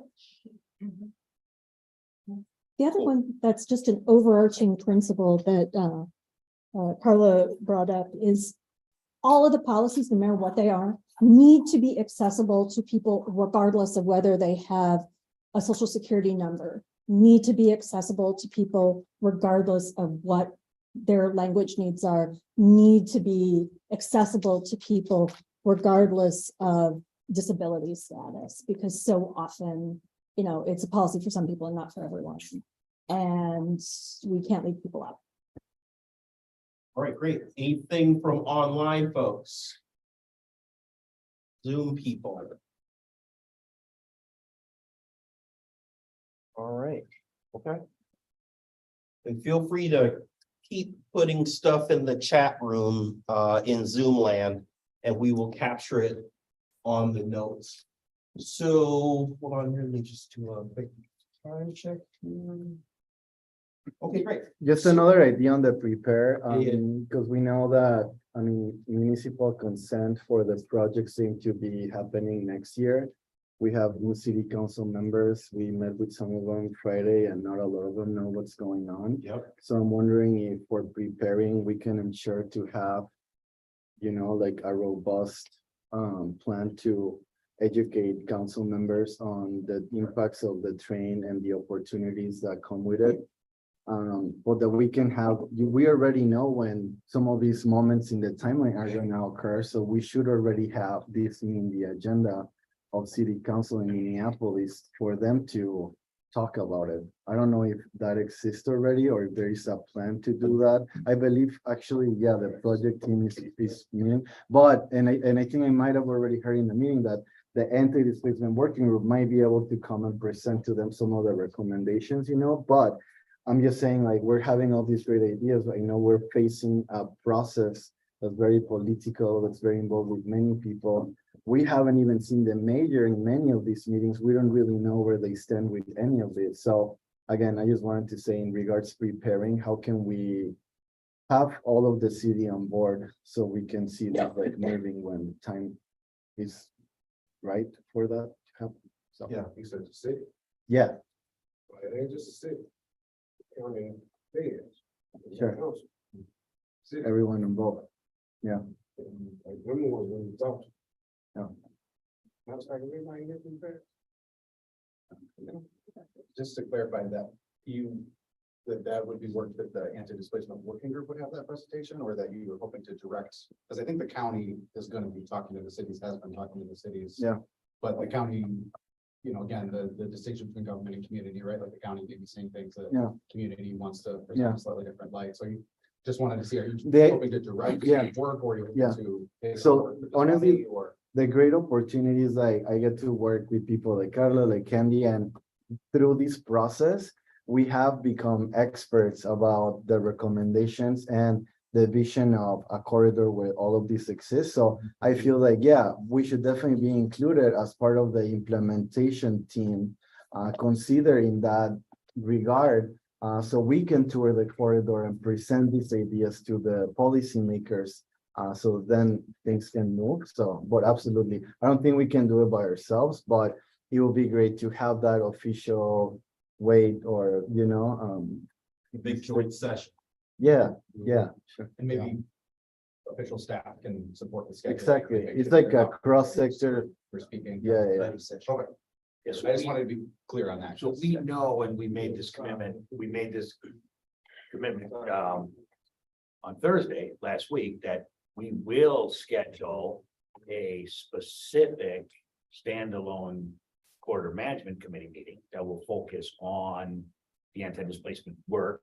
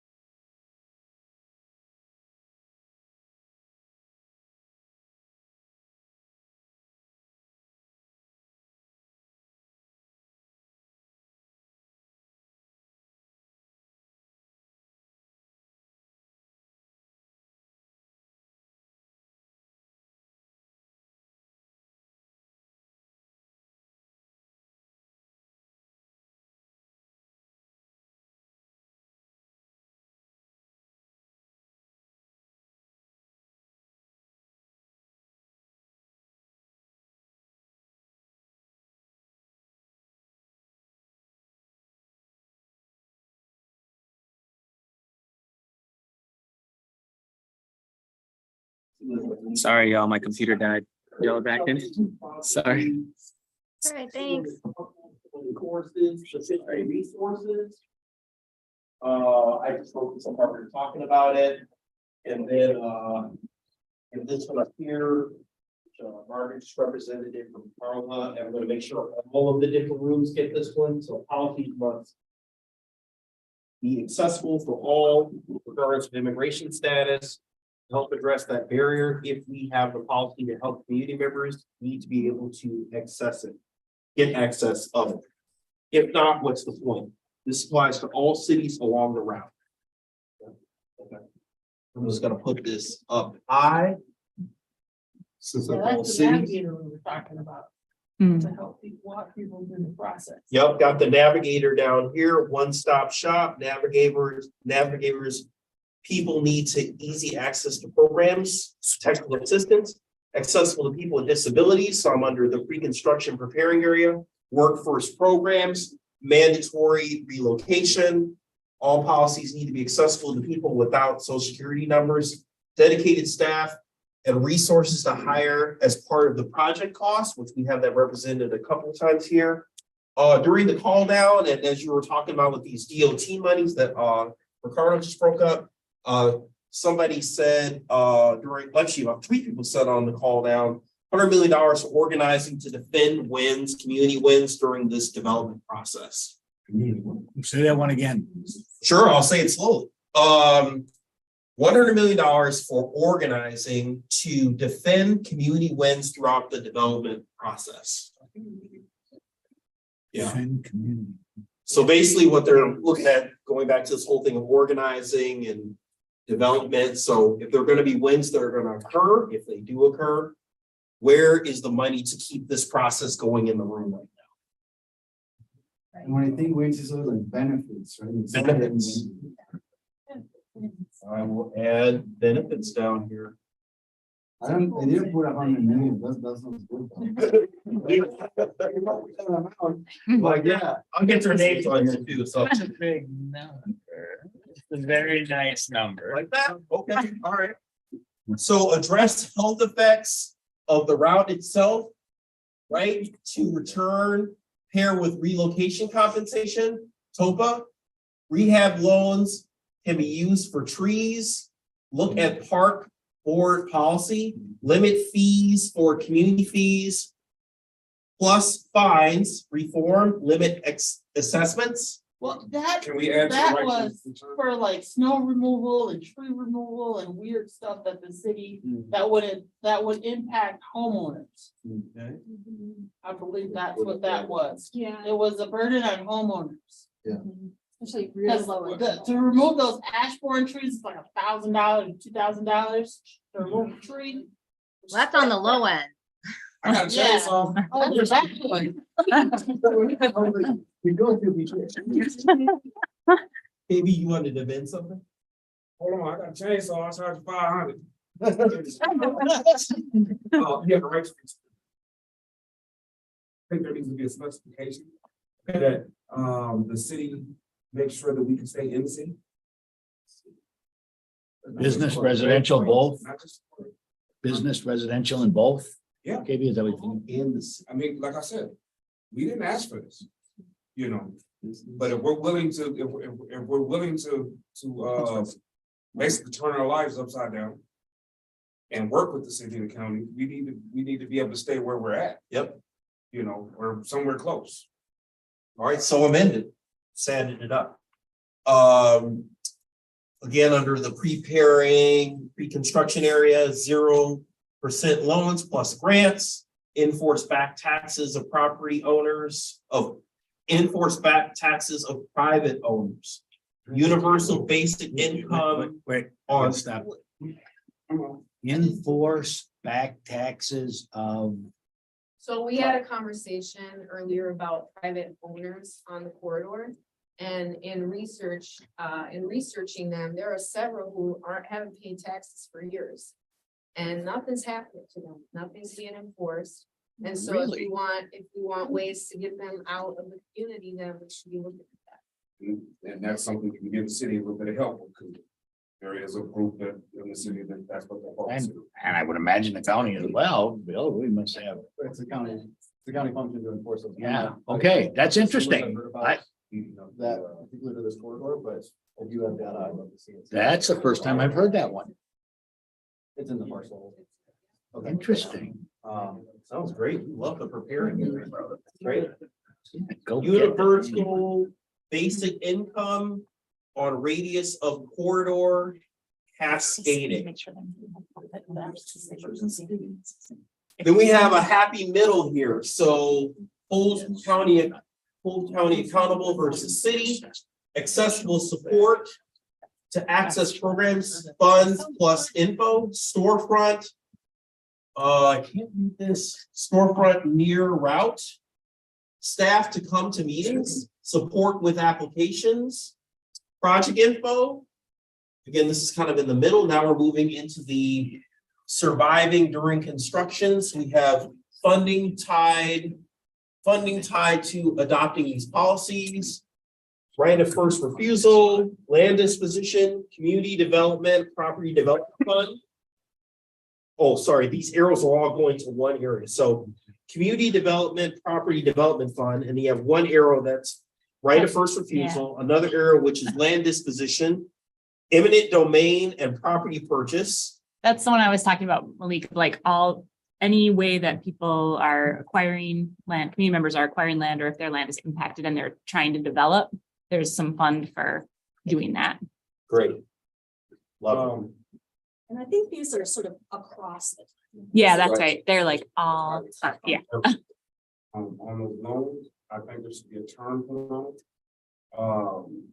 That they have, in order for the loans to be usable, they have to stay in the area for 30 years, 20 years. Oh, confidence. Stay in In order for it to remain either 0% interest, or like the city does with their program. If you stay for 30 years, the loan is forgiven.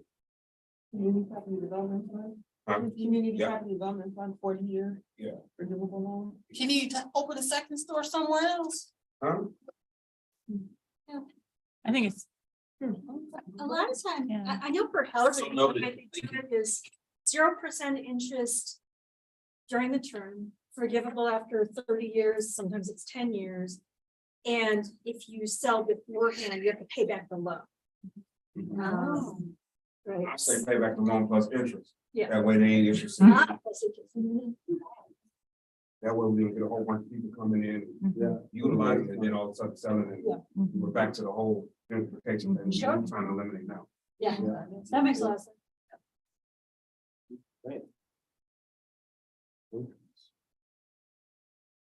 Thank you. So noted. Rent stabilization for residential and commercial renters. TOPA again. Cash support for lost business revenue. Okay. And then in another happy middle, so incentivize community institutions, business organizations, community members, incentivize community institutions, businesses, organizations, community members to own on Broadway and to connect to other commercial nodes. Yes. Okay. TOPA brought up again in thriving post-construction. Are there any other ideas from the former Zoom land, which I think is not on yet? They're on. They're here. They're I'm back. Nicole's here. Zoom land. Yeah, it's just me over here in Zoom land now. Adam had to leave. So I got cut off, so I'm not sure if some of the ideas that I brought up made their way up onto the board, but I had talked about the development and expansion of public housing and also publicly owned commercial space to strip the profit motive, out of the equation to provide really truly affordable housing and truly affordable government owned space. And along those lines, I was kind of thinking about, as we're seeing Aldi leave the north side, now Walgreens is closing. the potential for, you know, a municipal owned grocery store and pharmacy, given that these services are so critical and we can't seem to rely on the private, you know, private owners to stay in the community. Perhaps that's something we should be pushing for so that we can ensure that we have those vital resources and services.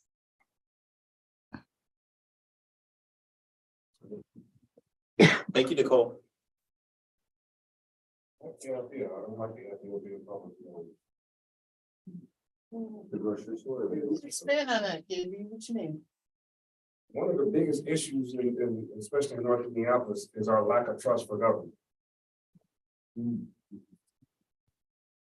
So to have a store that is government owned, and it's like poking eye.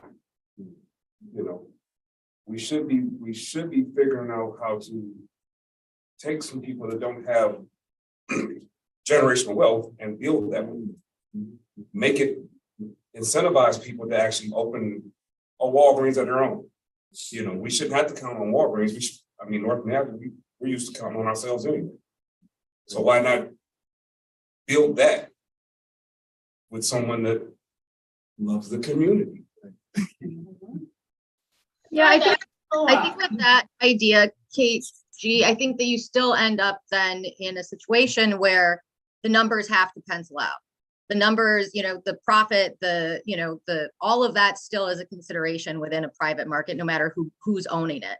And given that these are such important services like food and you know, medications, personally at this, like, this is my, you know, personal take, I feel like, and I don't always trust the government, but if we can take away some of the profit motive of these private owners and trust the government to provide these services, I think that we would, you know, be better off in terms of ensuring that it's a resource that continues to be in the community. What we keep seeing is, you know, especially with grocery, and, you know, the situation with Walgreens is that, you know, they keep saying like, well, yeah, it's not profitable enough for us to stay in this community. And so that's my line of my thinking, like, well, how can we make sure that the profit alone is not the only thing that is driving, you know, this business? Thank you. And how much profit are they talking about? Because it seems to me like it's just kind of greed. Thank you. Subsidy noted for the generational wealth pharmacy and grocery store. Doesn't Richfield own their liquor store? Yeah, we do. There are a lot of There's a lot of municipal stores. Yeah.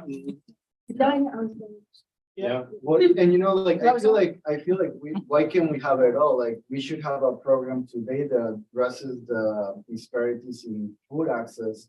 You know, maybe not leaning on government, but on nonprofit or whatever, you know, like partners that can help us get to that thriving, which I do agree. I feel it's like resident owned stores, you know, like, but in between, like, we're talking about 3 distinct times. So I do see that we need to do something about it now that's not driven by capital gain, but driven by people need, and people need to me is creation of businesses, you know, so.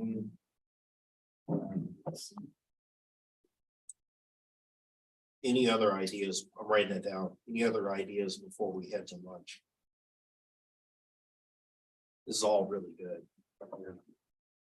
The $100 million idea was to have kind of like a robust line of communication with people from before to after, right? Like, has that been expressed already? We need funding for arts to keep talking with people about what's happening, like continuously and constantly. So, yeah. I will amend that. We need like a schoolhouse rock for this program. Malik, the only one I didn't hear talked about today was one that if Terry was here, Terry Austin was here, he may have brought up, and it's not, maybe is a little different than just directly anti-displacement piece, but it has to do about, in my mind, it has to do about the area around providing opportunities for workforce opportunities for work, opportunities for during construction, in the construction. Do we have it up there? Okay, all right, then I just missed it. Yeah. Up there, and, we talked about this a little bit at our table as well, too, that, as with like a lot of these policies, the details really matter on that one as well. Like, is it just having contracting and hiring goals, or is it having contracting and hiring goals that are specific to workers in the community along the Well, course?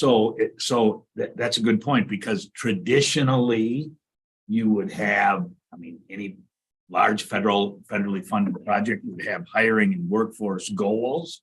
But we're understanding, at least I'm understanding, that the federal government is allowing now you to be more prescriptive. And so we can talk about not only having hiring and workforce goals, but starting to drive them to specific neighborhoods, specific geographic areas, which is something I'm interested in seeing how we can expand upon that and actually do it for the areas where the work is happening. So it's one that we're going to pursue. Again, does it help with anti-displacement? I would say yes, because if we can keep people living in the neighborhood, working in the neighborhood, then hopefully they're able to stay. Partly, yeah. The other thing too is,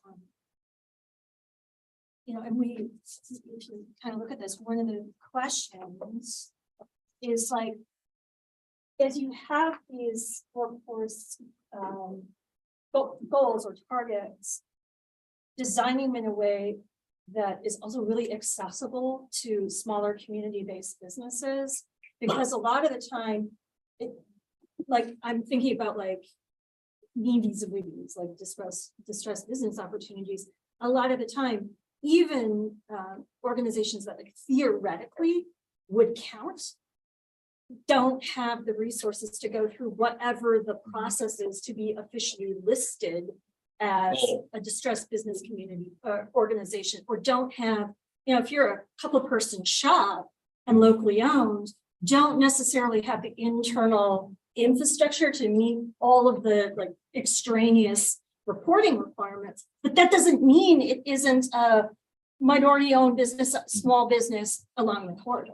Right. Let alone like the credit gap. So folks go on lines of credit, you don't know this, right? And so how do you compete when you need, if you're gonna work on a project where you might have to come out of pocket with certain things and that, right? So Especially if you're like the fourth sub down Right, in a right. $300 million contract, but we're only paying, the government's only paying that contractor. By the time that money flows down, if this person down here has had to wait, they can't cash flow that for that long period of time. So that's another piece of our analysis right now, is how do we change the way that can work? And again, we got to work within, unfortunately, we got to work within structures, but we can push those. So Speaking of looking more local, have we talked about like using the local AMI to determine affordability on new construction rather than the regional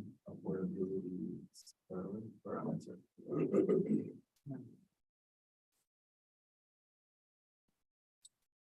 All right. Any other ideas? We are 5 minutes till lunch. I have a comment on the rent stabilization piece. I think, the devil's kind of in the details with the rent control policy. And I think what we have up there is just, kind of a vague idea or support of rent control. But I would like for us, to put forward more specifics around the policy itself, because, that's going to be particularly important in Minneapolis as the city council takes up the issue. So what does rent control really look like, so that it's not rent control in name only? So we want a 3% cap on annual increases, no vacancy decontrol. We want it to be universally applied to all units, regardless of the age of the building. We want it to be enforced by a renter elected board. And we would want to see any capital improvement exceptions that are provided to folks for to maintain property tied to habitability, tied to the actual need to make these improvements, and a really close look at whether or not that could justify a potential exception to the policy to increase the annual rent in those limited circumstances. Got it, noted. So not just rent stabilization, but strong rent stabilization.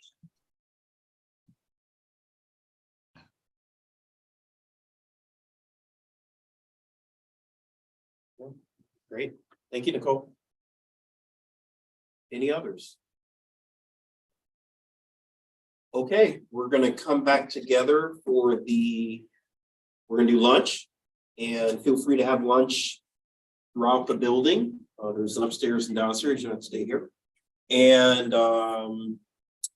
we'll be coming back together afterwards to talk about deciding some of these policies on a regional level. So, all right, I think, looks like lunch is here. Oh, I saw somebody said that lunch. All right, we're on break, so, thank you. Yeah. Yeah.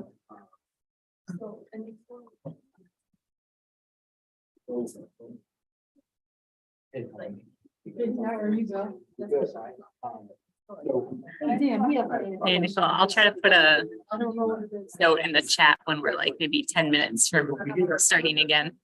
Okay. I'm guessing like 30, 45 minutes or so Okay, thanks. would be our break time. Yeah, thank you.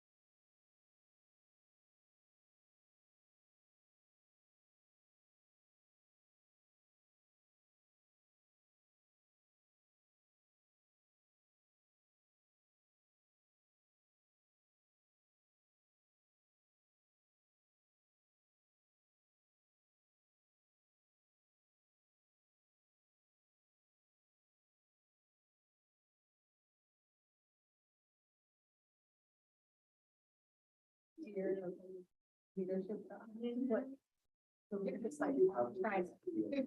out.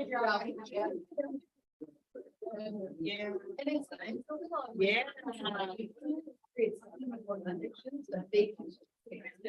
Leaders meeting. Did Terry ever go on?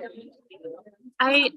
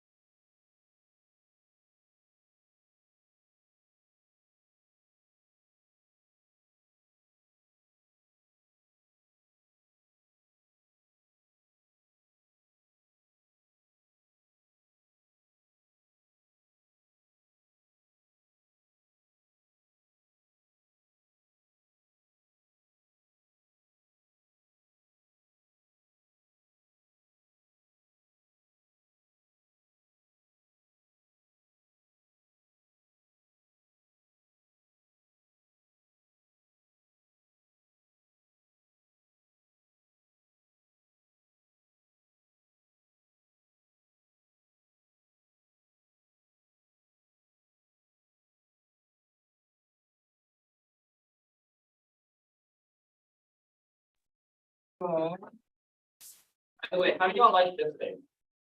Like this space, the inside, outside? Compared to the upstairs, I thought it'd be better for putting the small groups. Anyway, welcome back. Afternoon, hopefully this morning went really well. I certainly feel really good about the conversation that we had in the Crystal Robbinsdale room. But I think it'd be great if everybody kind of hears back what we talked about this morning. That might help us segue into the afternoon session where we focus on more kind of the regional aspects of these policies. And then we'll kind of jump from there.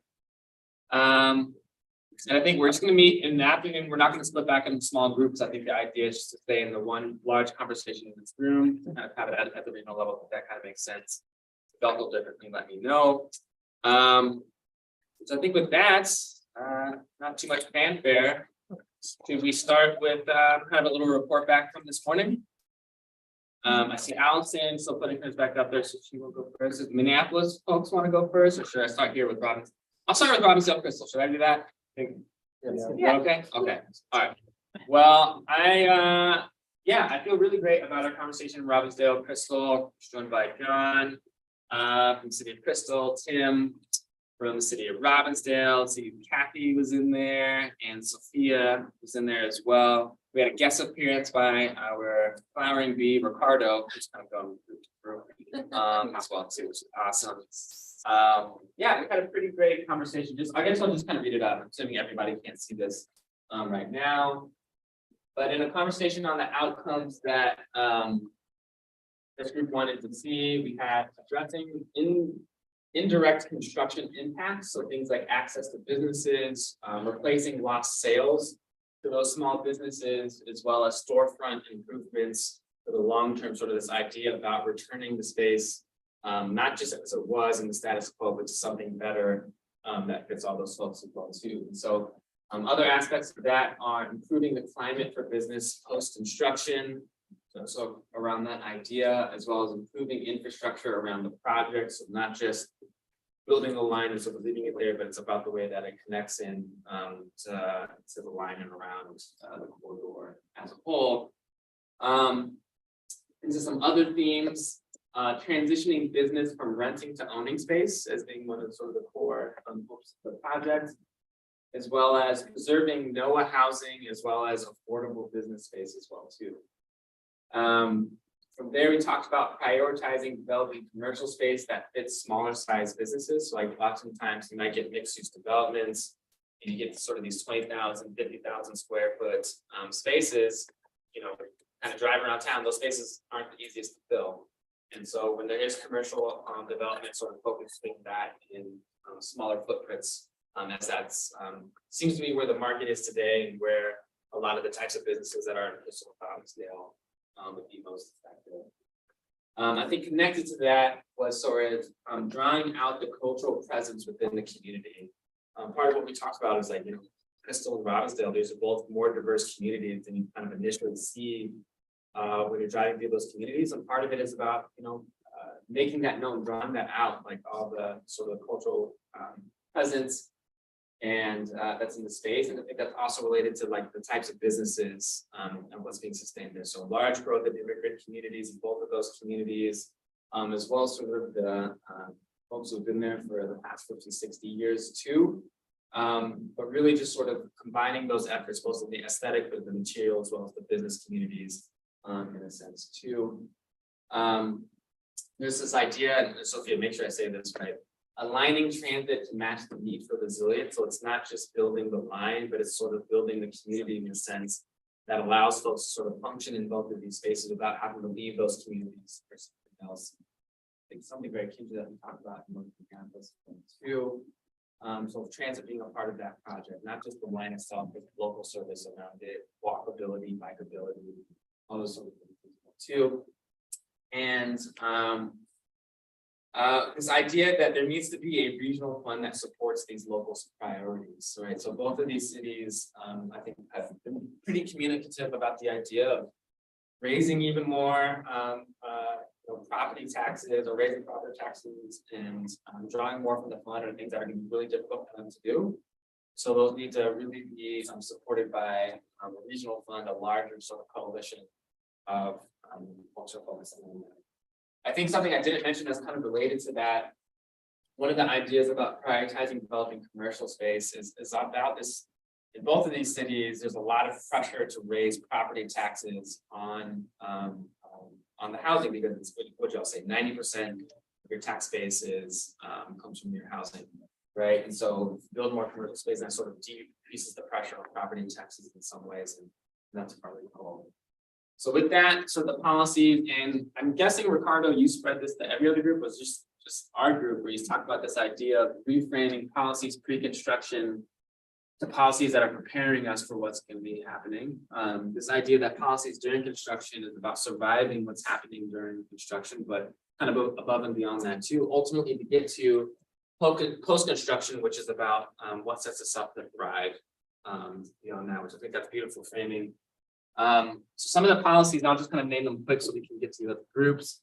But in preparing, we had, a regional fund for anti-displacement, workforce programs, small business grants that transition from rental to ownership, technical assistance to business. So this Hennepin County has the Elevate programs, where we sort of have this Elevate Plus because it's about tailoring and expanding that technical assistance around these different ideas. Planning for access during the project in the very beginning. So like, how do we sort of make it an environment that businesses can thrive, or at least continue to survive and then ultimately thrive in the environment of construction. Commercial land trust, something that came up. There's this idea around a property tax circuit breaker to improve, expand, target existing state programs. Do you want to say a little bit more? But that is just that as values go up, taxes go up, that might be one of the causes of people to be displaced. And the state has existing programs where if your taxes go up over a certain percentage, you can basically get some of that money back. The problem is you have to apply for it. It's not automatic. A lot of people miss out on it. So target it, expand it, and make it easier to get. That's the idea. Yeah, good job.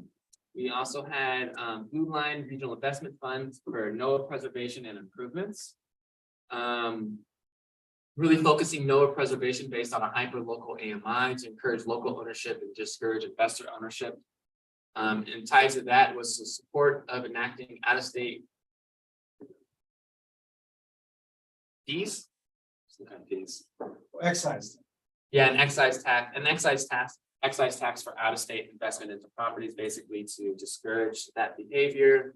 There's SF 1093, Senate Bill 1093 in this current session that sort of focused on doing that. So supporting that body of legislation, as well as small business spaces and co-ops sort of being part of that, prioritizing small business development. This leads into policies during construction. Again, a regional fund for anti-displacement. For this, small business grants to replace lost sales for businesses, small business grants for marketing and wayfinding, and as well as, of course, maintaining access during construction to businesses. And then in post-construction, a regional fund for anti-displacement again, grants for storefront facade improvements, improved access, so not just returning it back to what it was, but improving the access. And as well as inclusionary zoning for commercial spaces and to preserve the cultural aspects of it. So I feel like this group just really talks about the A-list things. I feel like these are everything that the group feels like they want to, will do. So that's what we talked about.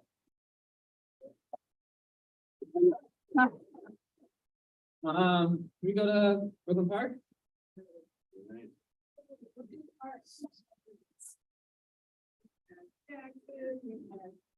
Victoria, and then also Harlem, Belize, and part over there, part of it.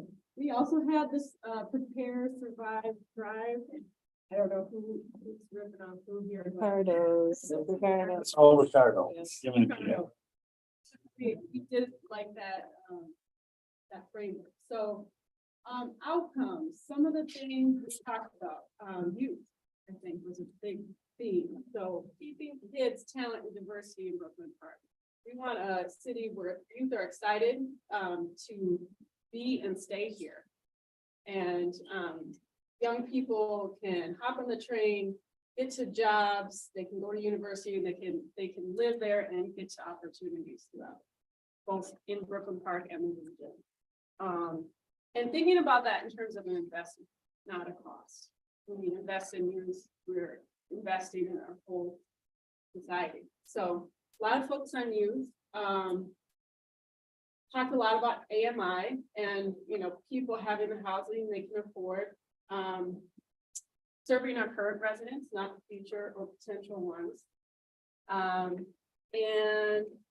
we also talked about business. So making sure that small businesses are able to stay here, bringing new businesses in, but keeping it balanced. So we want to, I think someone said maybe 70% retain and 30% kind of new. And need to attract new independent small startup businesses. Culture, we talked about culture. So it's already rich in culture. We want to keep that richness, enhance it, and celebrate it. So I think, and then mitigation fund, again, before, during, and after, that was kind of the theme. The policies, I think there wasn't anything that the group wanted to kick off the list. It wasn't like, nah, not this road. It was basically like, there could be a place for any of those policies, and the mitigation fund would be able to fund it as appropriate. So I don't think that group put a lot of pressure on itself to say, these are the specific ones, or these ones we wouldn't, because it was basically like the structure of the fund, being the overarching structure that the policies would be under. So I think that pretty much hits our outcomes. Pre-construction, back to the youth idea. I think this one was unique. I hadn't heard this one before. It's talking about a STEM program for high school and possibly college students to bring them into workforce development, partnering with colleges, looking at how the light rail could be part of that. It could be a teaching and career building experience. So that was kind of a unique idea. Small business retail space for local entrepreneurs. We know there's already a small business center that's going to develop more of that. We want to see more of that. We want to see NOAA identifying, being really specific about where that is and preserving it, and then also improving the living conditions of people who are living there. So bringing that housing up and making it even a better place to live.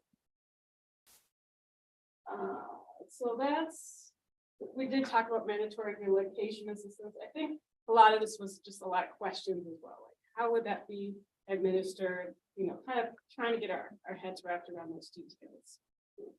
So, and then in terms of during, we talked about Met Council working with cities to meet BIPOC business goals. So we know the Met Council will have goals on this project. What about the cities, and what goals do they have in terms of project they're doing and the work that they're doing. So working together to make those goals. Small business grant, having enough to stay open and receiving the funding for that. We talked about how we can learn from the green line, but it's also different in the built environment. It's very different in Brooklyn Park. So we might not have as many, unlike University Avenue, where it's just seeing a little sidewalk and then University. There's frontage roads in some areas. There's a little more space. So we have to maintain access during. We want to have signage, we want to have public information, but hopefully that should be a little bit easier than it was on University. We talked about kind of these big box stores and these national chains. There's the example of CVS that has a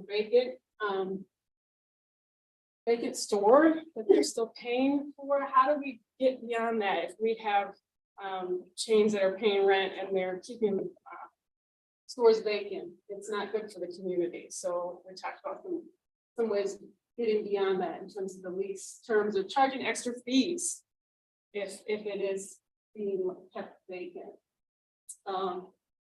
Some of this is like design of the light rail, so physical improvements, not just on the public realm, but like on the businesses and private property nearby, so that people can walk from the train to those businesses. You can do what you can on the public realm, but then we need to find good pathways for people to be reaching those businesses. Good lighting, trees, stuff like that. Post-construction signage for businesses. Science costs a lot, and so they're going to need help with that. They're going to need help with marketing, technical assistance. How do they bring in more customers? How do they take an opportunity of this train that's there now? The investments on the private property and also the public. So the sidewalks, the crossings, making it safe for kids and seniors, all those issues. And then I thought this one was unique too, the advertising at trains and stations. How can small businesses be part of that? Is there a sliding scale that could happen so that they can compete with other big chains that might be looking to do those ads? I know that's probably very doable under Metro Transit. So that's it for Brooklyn Park.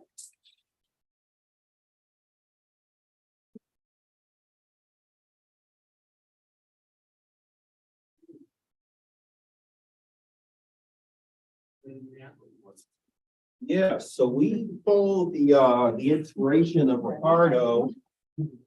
And thank you, Ricardo. So we broke it up into the areas of preparing, surviving, and thriving. And then Coco came up with further inspiration on proactive, reactive on the top. And so and I have a pad in my hand in case the Minneapolis group has more ideas, because we were just firing them up. So feel free to interrupt me and for further deeper interpretation, or if you want to say more, or if you want to add more ideas, because we're open for business here. So this is the Minneapolis group. So we talked about, so we had a sort of a larger discussion, then we broke up into groups and had people look over a lot of the data. And so in terms of the outcomes, we talked about accessibility plus fun. People can connect to development in a joyful way. And then on the top here, we talked about enforcement in terms of the outcomes. So enforcement, someone responsible, someone enforces, sufficient resources. We talked about community ownership, being able to measure who owns what. And so, and really looking at that, that's something that I believe KB brought up. Especially looking at some of the data of like who owns what and some of the recovery since 2005, looking at that community ownership. How can we bake the outcomes with the policies? And by the way, if I'm misappropriating who said what, please, I'm like in the middle of a cold right now. So anyways, how can we bake the outcomes with the policies, elevate the design of the recommendations to address the most hurt and impacted, People across the corridor have choices. The residents, we want to decide the corridor, what happens on the corridor, and to be seen, that's KB, I know that. Repair of harm from the previous route change. That was me. Thank you. And so, hey, by the way, we got time. Whoever wants to own it, own it. So say it. People are able to live here and not get priced out. Residents and businesses be able to remain in place. People in their areas being able to thrive, such as parks being a part of accessibility and park programming. We should not confine ourselves to what is politically possible. That's Nicole. Litigating, policies in place, then get the money. Litigating the damage in Harrison, North Minneapolis that occurred from the first Botno light rail planning and the market forces. 100% access to the land, businesses, etc. throughout the corridor for North Minneapolis. Feds and county to guarantee certain amounts of jobs, 50% being the number to North Minneapolis. That's KB. And so we also had, as we had people look over the data, we had people also put stuff up on individual Post-it notes. You'll notice that some of these Post-it notes are kind of riding between categories. So in terms of policies for pre-construction, preparing, so we have the Anti-Displacement Work Group being the experts or using that expertise to do robust education to council members on community benefits and the Botno LRT. So looking at a study session for the council members, county commissioners, study sessions happen all the time with organizations coming into the city talking about things like CBAs. Why not have the local experts do some of that study session stuff with the council members?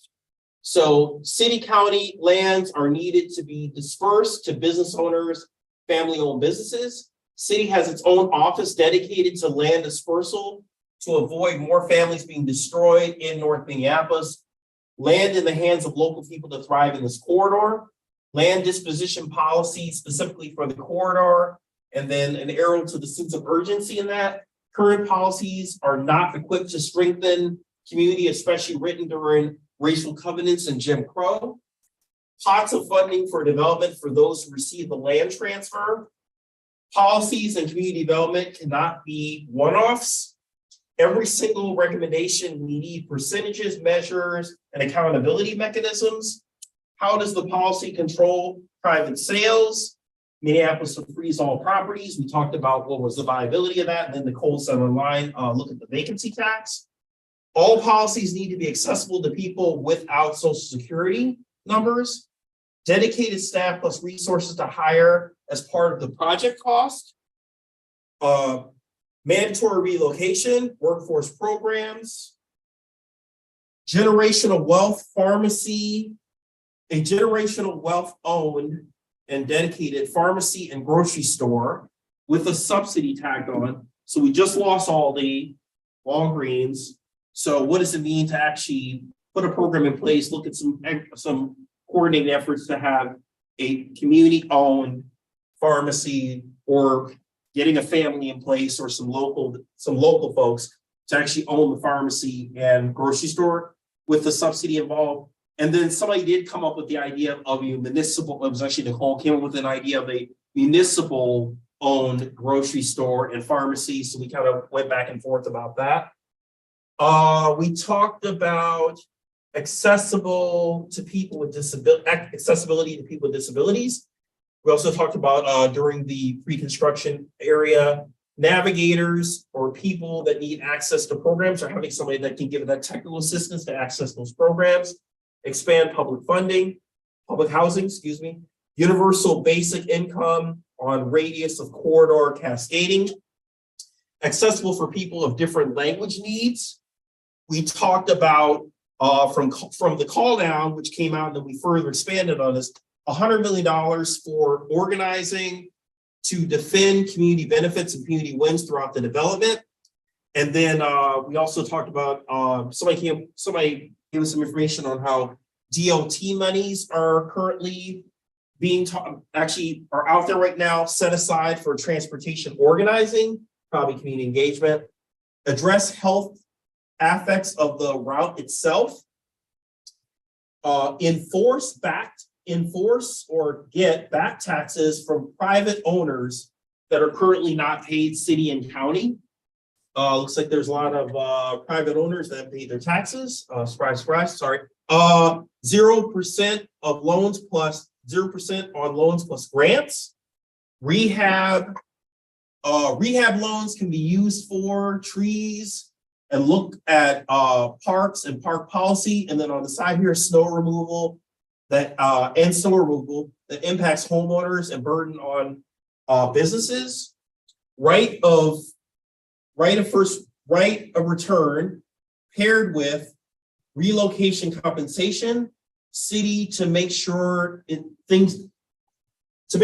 folks in the city stay in the city, plus businesses and residential, TOPA, and then in between, in the middle, hold county accountable versus city, accessible support to access programs, funds, plus info, storefronts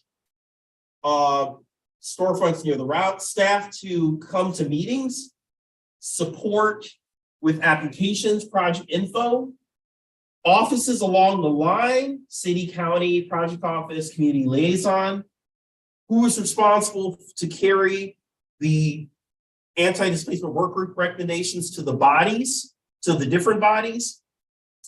And sorry, there's a bug. Okay. Good. Okay, I got you back. So it was a bug though. So what's the position that's going to carry this to all the different bodies, right? What's the capacity that's going to be there? This is a lot of work. And is it a department? Is it a staff person? Is it organizing? Is it what is it, right? So we got to talk about what that capacity looks like. And then now we're moving over into during construction. So we also had a policy up here that came from Carla, and this is supposed to cover all the cities. So I'm gonna read real quick. So policies must be accessible for all, regardless of immigration status, or help that barrier. And if we have the policy to help community members need to be able to need to have access to it. If not, what's the point? This applies to all cities along the route. So this is all encompassing. And then as we move into this phase, and some of these are all encompassing as well, funding tied to the adopting of these policies. Then we have a community development property development fund. And as a part of that, so you have one arrow that's right of first refusal, one arrow land disposition, one arrow eminent domain and property purchase with banks on the side. Rent stabilization for residential plus commercial renters. Loans should be termed and stay in the area for 30 years. If at 0% forgivable, pay back the loan with interest. And then LRT free setup for low income riders and for certain radius of the corridor. And I gave an example of where our governor in Illinois did that, Blago. And then moving to policies, post-construction and thriving, TOPA's up again. And then we talked about this sort of rides in between. Incentive for community institutions, businesses, organizations, community members to own on Broadway and connect to other commercial nodes. Minneapolis group, do you have anything else? Just to make sure that the point that I made earlier about strong rent control is reflected in that recommendation. Thank you. So I was about to read the additions. So, okay. Wait, you gotta go back because the one that you said about the rent. Yep. Or the forgivable loans with a time limit, because we discussed that. It's a 30-year time limit and they can't leave the area. They have to stay in North Minneapolis. Right? Yep. Maybe for 30 years, or if they plan to, or 10 years, or if they plan to leave, they gotta refund. The loans, the forgivable loans, if you sell. Amen. We didn't pay back with interest, with interest. All right, with interest. That's all. All right, thank you. So last things, and Nicole, feel free to correct me. So specifics on rent control. Renters have a renter elected board to enforce it. 3% annual cap increase. Universally applied to all structures. Not depending on conditions, tied to habitability. Strong rent stabilization. Did I miss something? Yeah, so universally applied to all buildings regardless of age. Regardless of age. And then no vacancy decontrol and no rent making. And the part that was tied to habitability would be connected to a narrow capital improvement exception.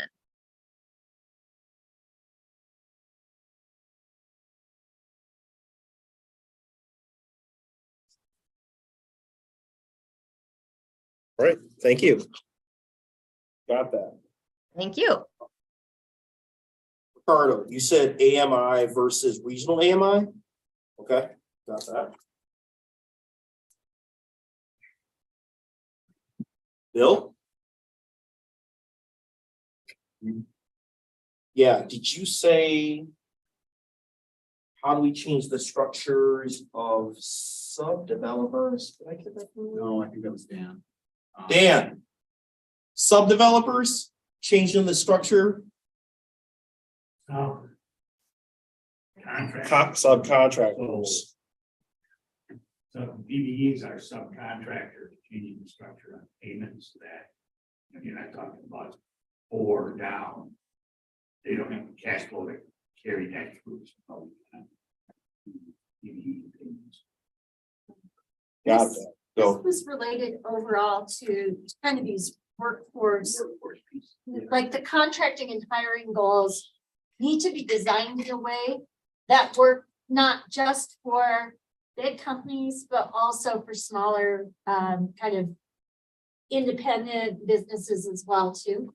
Because a lot of the times getting kind of classified as a distressed business entity is too hard for smaller shops, and complying with the paperwork is too hard for like independently owned businesses. So it keeps a lot of women and minority owned businesses from actually being able to access opportunities designed for DVDs. And then another thing related to that as well is, and the issue that was brought up about like what people can afford to do because they don't get paid up front. But then also on workforce goals, another thing we talked about is having things where local labor is given kind of a preference rather than like just shipping in people from outside of the community. Right. Got that. Ricardo, the part of the $100 million also be used for communications? Sure, yeah. Yeah, no, it was more like how are we making sure that through all of the steps in the process, community have access in a centralized location to everything that's happening with the train, including impact, but also opportunities such as the loans or all those opportunities.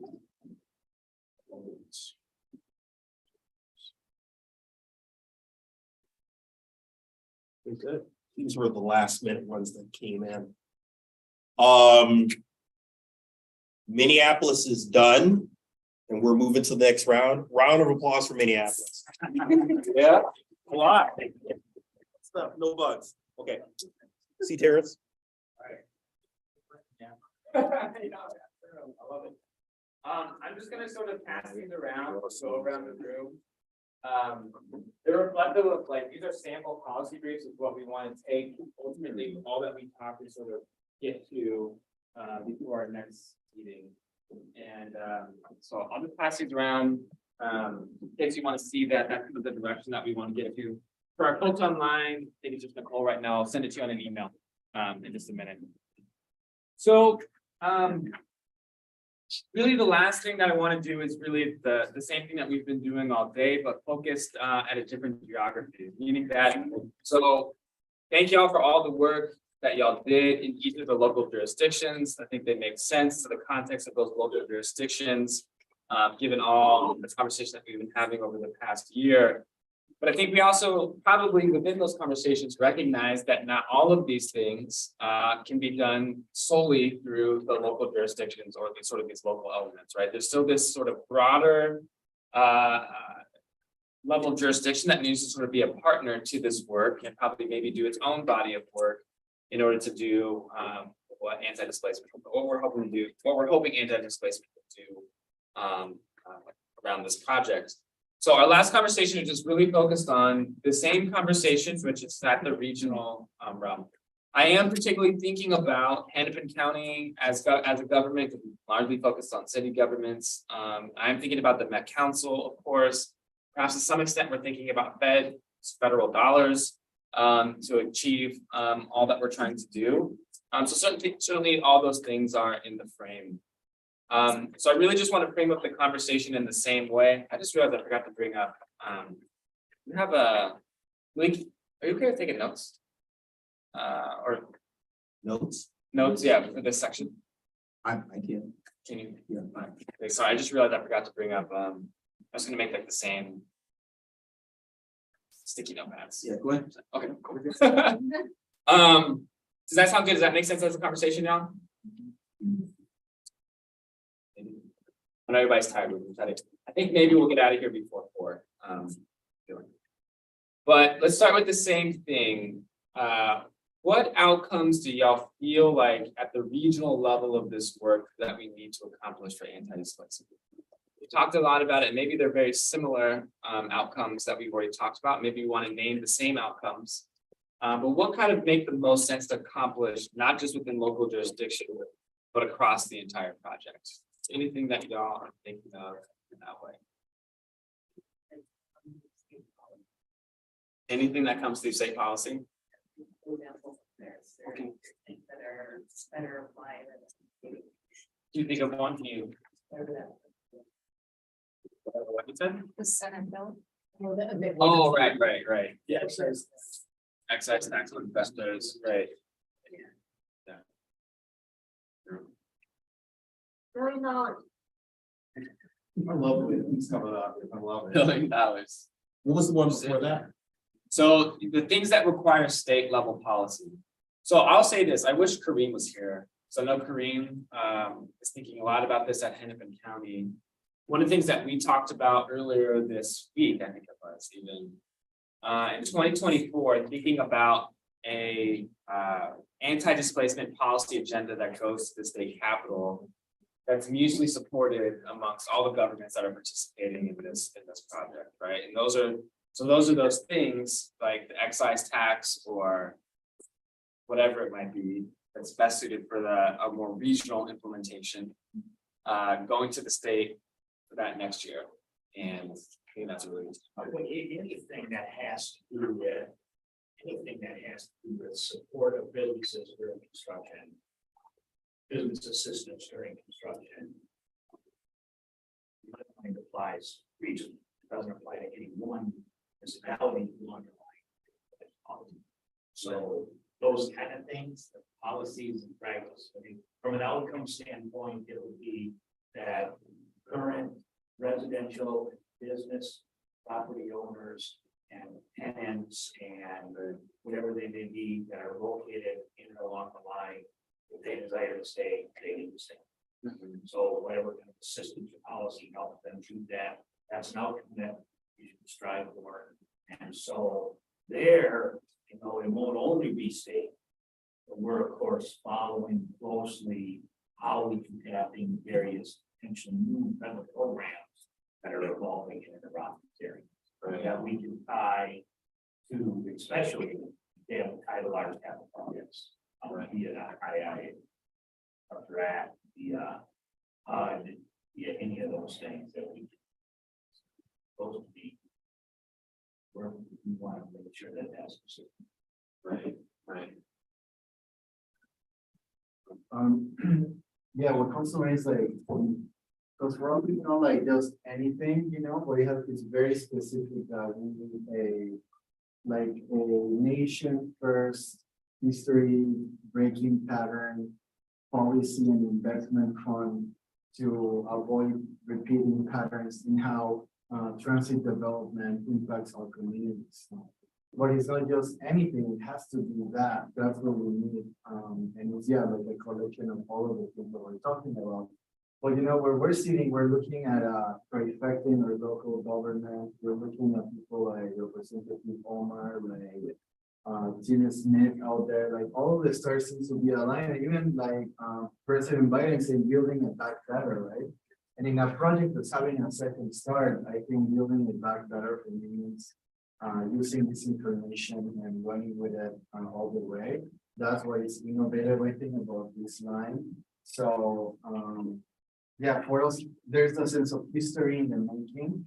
Why not calling it like, and you know, Minnesota love being first of things, so we can be like a nation first on really aim to address anti-displacement specifically. So why not calling it that?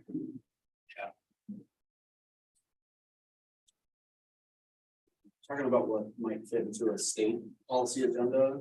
Just like something that's not just implemented at the local level, so it could be state, but you know, we're generally just talking across the board. So for me, that would include the right to counsel, which is noted on the rubric here.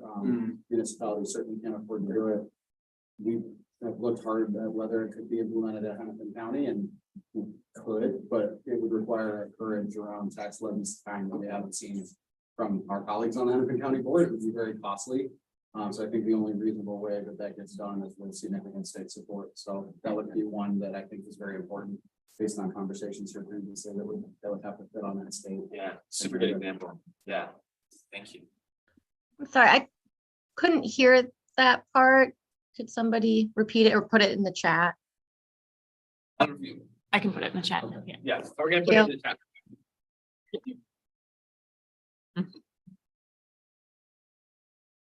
There's already kind of a right to counsel in Minneapolis and in Hennepin County in some way. So, you know, it can be done both. I think the question is how you sustain the funding. But, you know.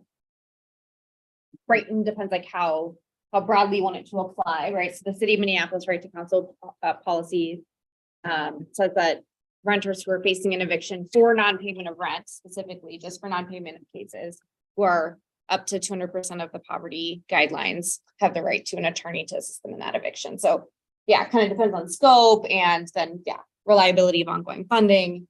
But yeah, can be done on multiple levels. State level would obviously be the place to have a policy that would encompass all the jurisdictions along the border. Hennepin's gotten closer to right to counsel over the last few years, but By funding, right. We're still too small to get all the way there, I think, to the broad policy that I think this group, we're not on track yet anytime soon, so that's why, yeah. I think that's a really good one. I find now it's scary that we're about the scary. Right now we're just talking about like what policies make sense to be operated across the corridor and beyond. I think of you a lot. I know you to chat, that's all good. The workforce program, obviously a single city can't just address that. And so thinking about, there's some ambitious goals that were sort of communicated, particularly from Minneapolis, but I think you heard sense of that from each of the groups here. And I know conversations about workforce are already happening, but the operation of that, right, is a much more regional and focus aspect of things. I think one of my questions that I don't think necessarily needs to be answered today is, I think each of y'all have sort of communicated from your constituency. I'm particularly thinking about the community folks, about how to tap those constituencies into that work that's happening. And that's not a question I think we need to answer today, but I think it's one that's of interest about, right? Ambitious, 50% of the workforce coming from North Minneapolis. How does that happen? Right? That's a very, very difficult thing. I think, I wish John Tao was here. I think he'd be great for talking about that, but I think it's clearly one that served at And we are working with me presently with Met Council and Hennepin County on developing a more robust workforce that replicates the communities that we're in. And so that conversation is continuing to grow. We'd like to get an community advisory committee together, initiate that work and really toward when we're, working toward getting to,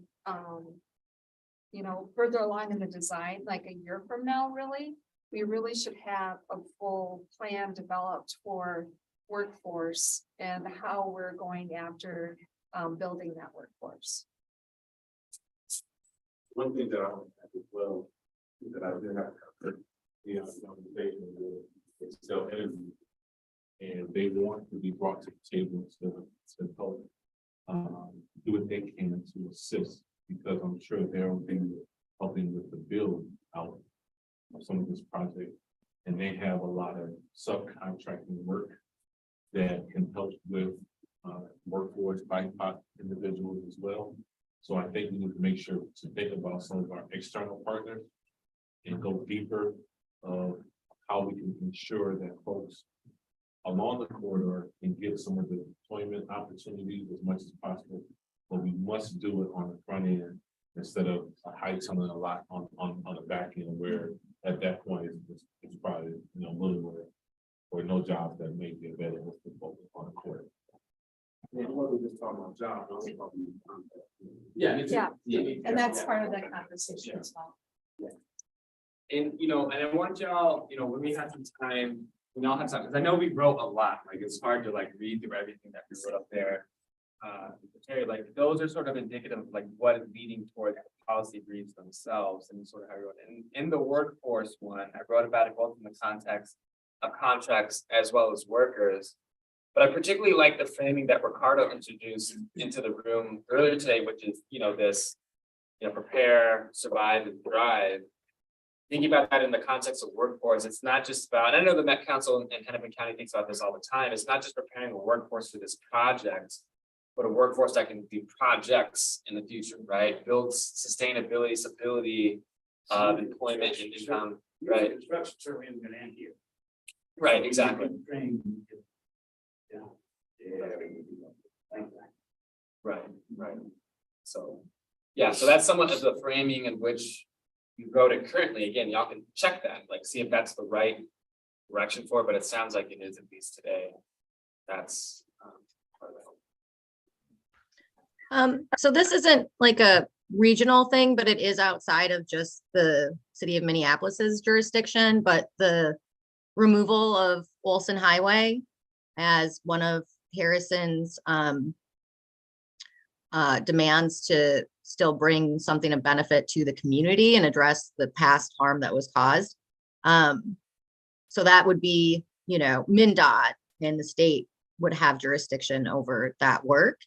And then just kind of like, I know that there's mention within the policy recommendations that were, discussed earlier, that like we need to address the harm in Harrison and the former route, but are we gonna get into the specifics of that today, or is that something that I should submit again to Kira in terms of like what it is that Harrison residents are still wanting to see? Talk about it right now. We've got time. This is what we're here for. So, we certainly have that, Nicole, and it's in our documents. But I think if you want to, talk about it right now, that's certainly what we're here to do now too.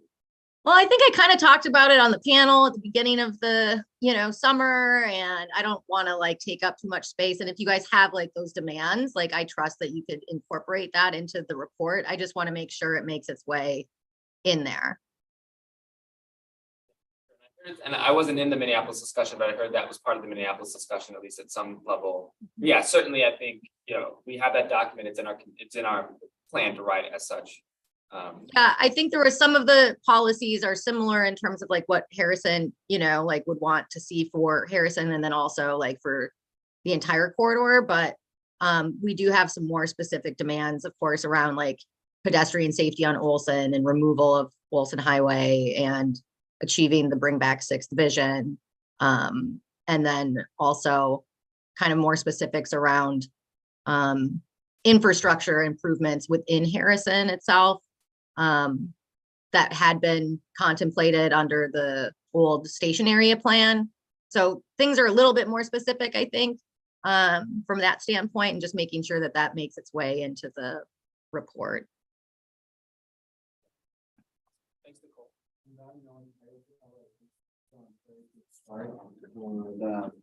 Infrastructure issues that have not been addressed that were promised with the previous alignment.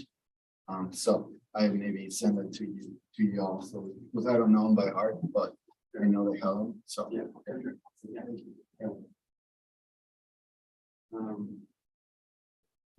One of the other things that I wanted to bring up that kind of showed up in conversation kind of sparsely through here. This I think is going to be a little bit controversial. So I'm say it's a little bit controversial, but I think for the group to kind of behold to see how it makes sense. Bring it. There you go. So I think in the Minneapolis group, they sort of talked about supporting organizing and engagement of this community over a longer period of time. And as well as like community having more control over development and that sort of thing. I had a number of conversations with y'all over the winter break, sort of about the number of you about that very same thing. And one of the conversations that came up is that Minneapolis has actually already had one of the largest programs in the country to do that very exact same thing in the 1990s, and its legacy still exists today. And it was called the Neighborhood Revitalization Program, right? It was initially projected to be $400 million in its origination. It funded a lot of housing related work, as well as all sorts of things, I don't know, parks, police substations, bike structure, all different sorts of things, right? It's a legacy of neighborhood association in Minneapolis, right? And this is controversial because Kira did the report a couple of years ago that kind of scrutinized and criticized that very same program for sort of its fundamental failings of being very heavily tipped towards homeowners, property owners, and business owners in particular, right? But it was a very successful program. If the tagline was how to keep people in place, Neighborhood Revitalization Program was extremely successful to do that. It just happened, not even just happened, it was just intended to be focused on homeowners who are predominantly white, right? And that's the legacy of that program. There's more details to it. But I know who's not here today. Someone can really, Ned, I was having conversations about this, but part of what y'all keep bringing up is like, how do we support organizing and community control? And yet we have this example. Is that an example that folks are thinking about today at a regional, not just in the city of Minneapolis, but across the corridor as well too? So I'm just going to put that out there for y'all to sort of hold, because I've had individual conversations with y'all about that. But that's something I think about as well here too. Does that resonate? Anybody? Does that? The idea being like a renewed NRP that Right. solves for some of the issues. But it would be quarter long. I don't know. Should it? Would it be a policy or would it be? I don't think it was a good quarter alone, because there was too different in the different cities. You'll have different issues.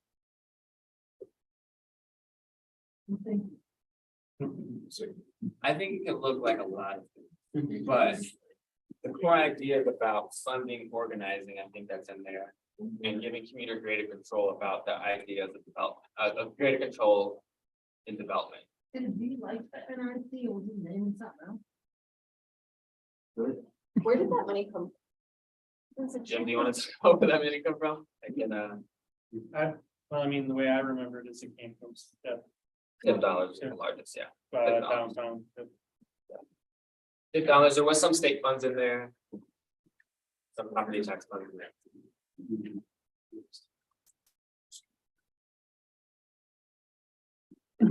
So I don't know. I'm just putting it out there. That's an idea that's come up. It's an individual conversation.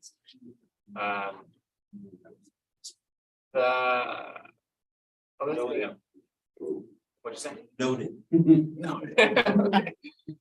NRP 3.0 funded by future TIF district. Question mark. Order why? Made the list, I guess. I mean, y'all have to friend this. You're not making me look crazy, like I just brought this up out of nowhere. I didn't just bring this up out of nowhere. What'd you say? Generally, the idea of dollars invested in hyperlocal community seems great, especially if we can learn from past inequity in the states, so.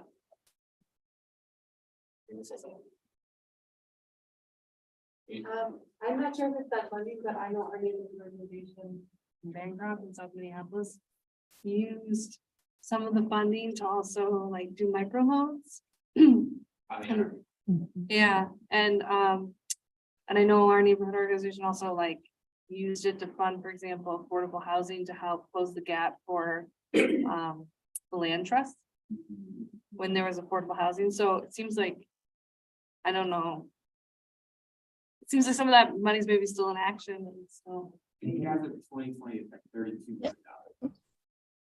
So for Harrison Neighborhood Association, we still provide some micro grants to homeowners for home improvements. And we've seen, you know, a really large increase in the need for those grants in Harrison due to deferred maintenance. And a number of properties you know, going into condemnation status. And so, you know, part of our demands is to increase, because we're running out of that money. The NRP dollars aren't being replenished. And so whatever's there is, you know, whatever's there. And so we definitely want more money to be able to help these low income, primarily Black homeowners so that they can afford to make repairs on their homes and stay in their homes. And then also, you know, we provide a down payment grant, but it's only $1,000, which doesn't get anyone very far. So one of our demands is also to increase, you know, the amount of down payment assistance we can provide to folks so that it's actually, you know, could get them to a, you know, 20% of the down payment. So that's kind of like what we've been looking at with our own NRP dollars and how we can replenish those pots of money, given that there is no longer an NRP program. But if there could be something started again through, you know, state funding, county funding, city funding to reinvest in those programs, I think that would be really helpful and to deepen the impact. So part of the reason I bring this up is because We'll start soon. it might be controversial. Didn't say that. But part of the reason I brought this up is because we've kind of tacitly thought about what is the structure for receiving and delivering these resources, right? Of which there probably needs to be many, right? Some of y'all are thinking about how do we make these dollars as hyper local as we can. Some of them are thinking about as regional, right? Some of them is thinking about, okay, cities might not have all the technical assistance and the funding to do that. So there needs to be like, there's just so many crevices really that we're really thinking about. So I kind of wanted to put it on your brain to also think about, okay, what does that hyper local structure look like? What does this regional structure look like?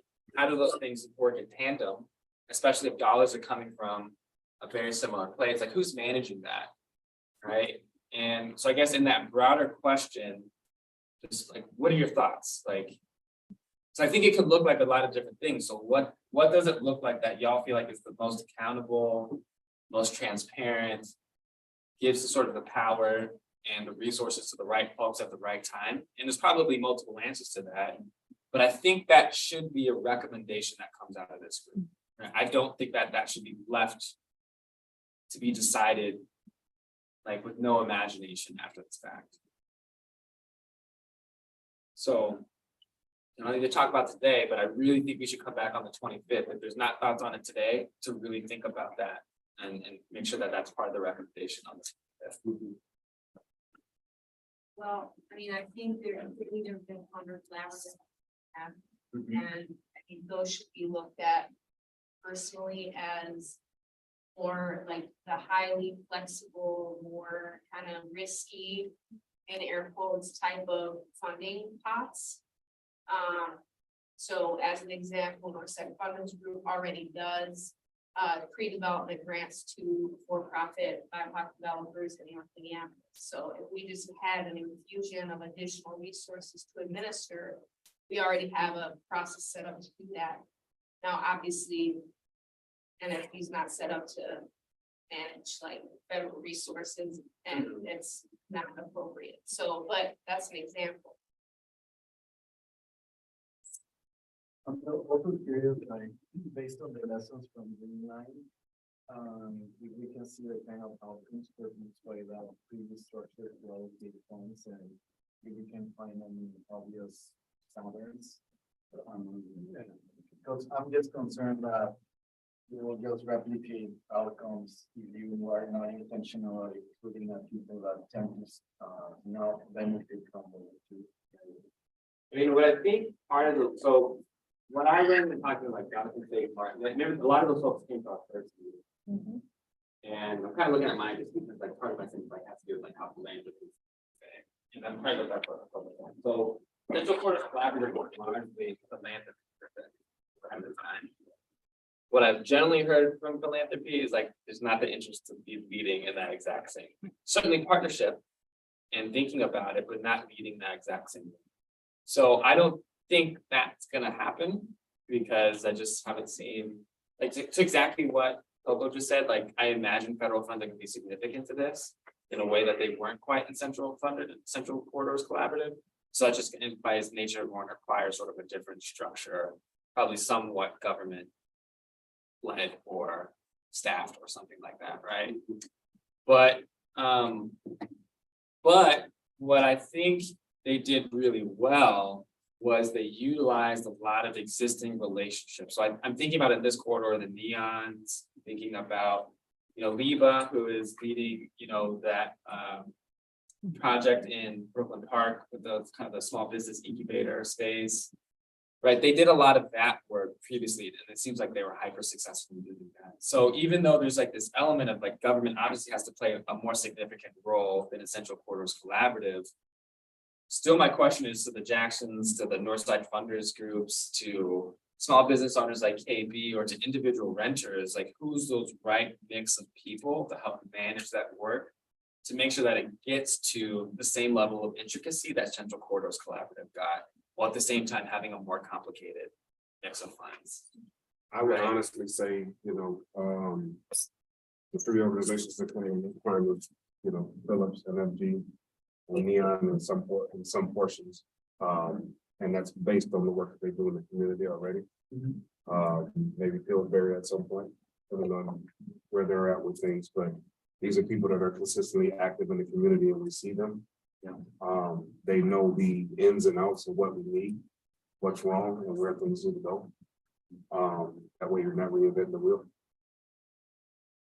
Also, an emerging group, African American CDCs, who's just now developing with the leadership of Keith Baker, Aaron Horn McKinney, Bill English, Dorothy Bridges, and others. Adair Mosley, I know is connected, but emerging, but developing, particularly around the African American community, about how we take care of these gaps along the process.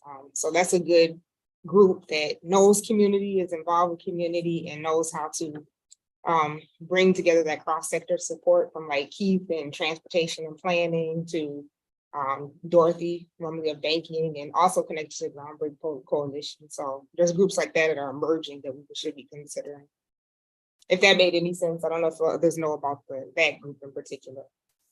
I mean, I don't think we need to decide the groups today. We probably just need like. That might be something offline that you all might want to discuss amongst yourself. And just come in as one solid group. That's kind of where Destination Northside kind of emerged from that. So let's just, oh, go Bill. Sorry, I'm sorry. Can you go over? Yeah, I think that's. Sure that we do choosing agencies that they have the core competency that they're looking for to develop training. One thing we don't want to do is have some failures and gaps. We're really trying to do this. So whatever those key need to be in place. Like, we gotta have a sense of already in place. We want to make sure that we take the core, whatever those core things are, or processes, that we know what they are, so we actually right agencies. Yeah, and I think that's really smart. I think our policies will help, right, like, so you missed the point, but we kind of framed up a lot of policies. But I think you're right, because it's like, we need to know what can have a good relationship with the individual local units of government, and like what speaks to them well, because that's gonna be a part of it. What talks to individual businesses well? What talks to, right, we just kind of like look across this and see like all the places that we're trying to port into, and whatever the structure is, needs to be able to handle all of that. Right, so I hear you for sure on that. I'm thinking about ways that we can coordinate investment in the corridor. Raising the spectrum or promise of NRP 2.0 or 3.0. One of the things I wanted to raise is this very specific state statute that we're trying to use in a different context. In 1995, there was a multi-jurisdictional reinvestment program created between Shingle Creek area, like the Humboldt properties that were invested there, and it's focused on environmental cleanup, housing redevelopment, a whole bunch of things. It's statute 383B.79 and share it with you if you want to put it in the notes. We're trying to figure out if that might apply to Bass Creek watershed.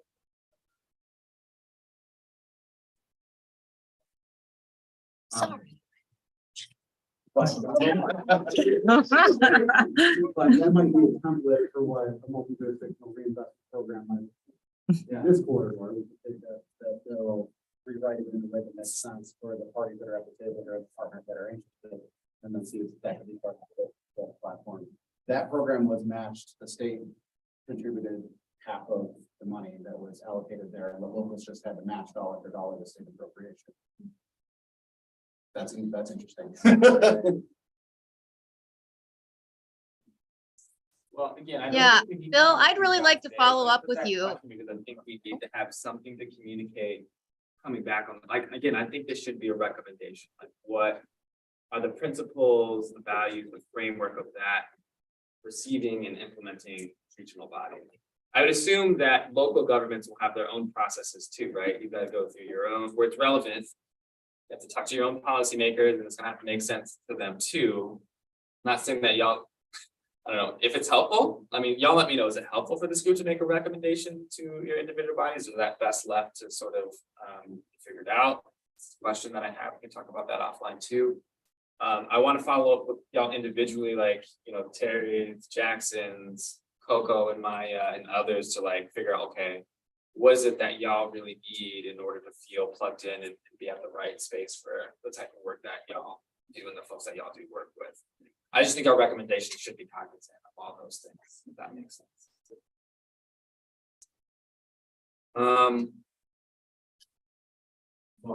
Okay.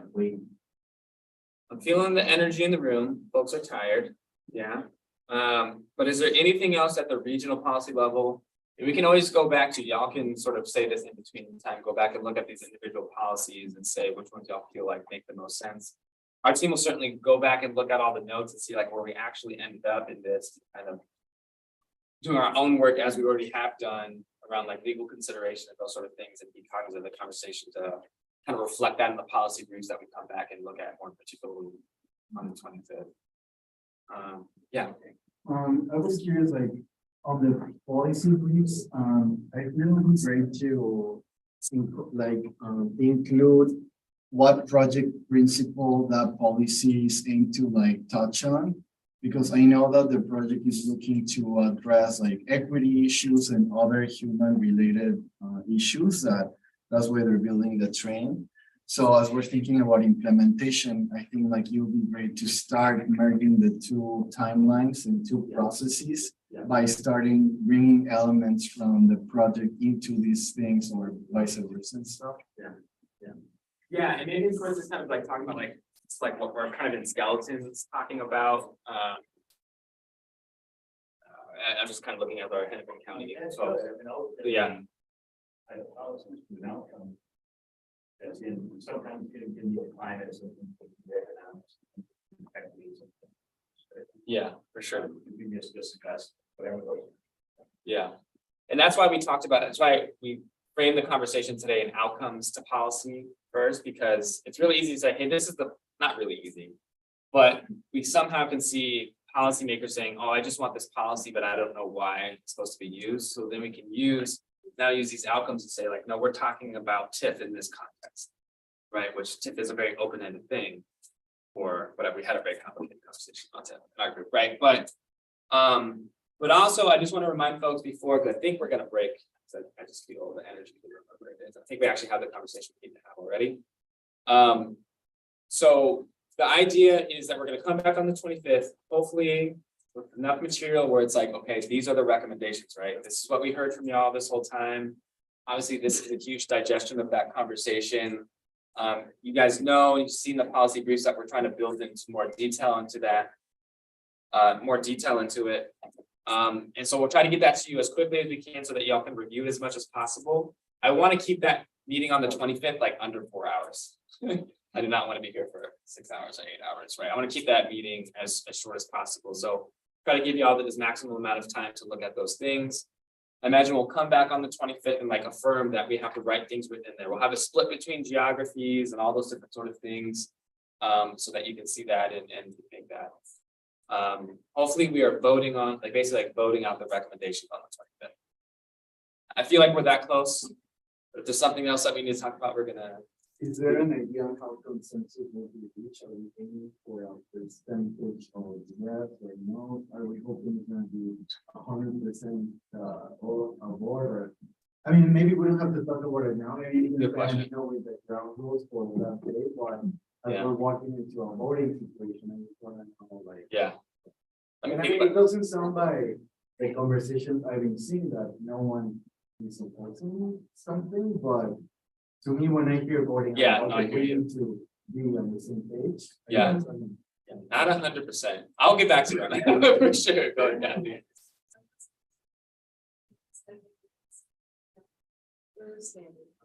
This is not the end of this work, where we need to pivot and be flexible and kind of imagine some things along the course of the way. We're going to open that up. So I don't want people to feel like this is the end all be all kind of thing, that this work will continue as we go down the course of the project, because there are going to be things that don't work exactly right, or maybe we need to expand on. And I did see on the official timeline that now there's something out there called like phase 2. On the 25th, are we gonna learn what phase 2 is and all those details? Not if Kathy's not gonna be there. It's like. Okay, that's okay. But we're just starting to formulate, and maybe we can use some time though to help inform what phase 2 can be. I think like we kind of know what the general goal of what phase 2 should be, which is, I just say it. I think we said it at the last meeting. Really, phase 2 is about, right, there's the environmental impact statement that's going to be completed this summer. And there is a chapter, or some of the chapters of that are about mitigation strategies to, I don't want to use the word harms, I know there's another more technical term. But mitigation strategies to issues that are directly tied to the project, right?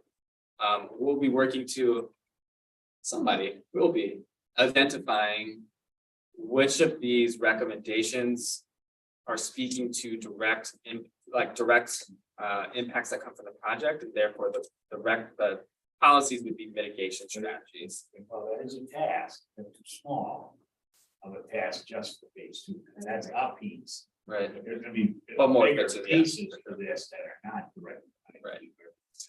Right. And that'll be. Right. So it's a really high level of things, tasks, right? They'll have multiple areas of sub-tasks and sub-tasks along that way, but this work will really help to inform how we start to plan and facilitate all that, and I'm hoping that we have this kind of forum room to kind of make sure that we're getting it right.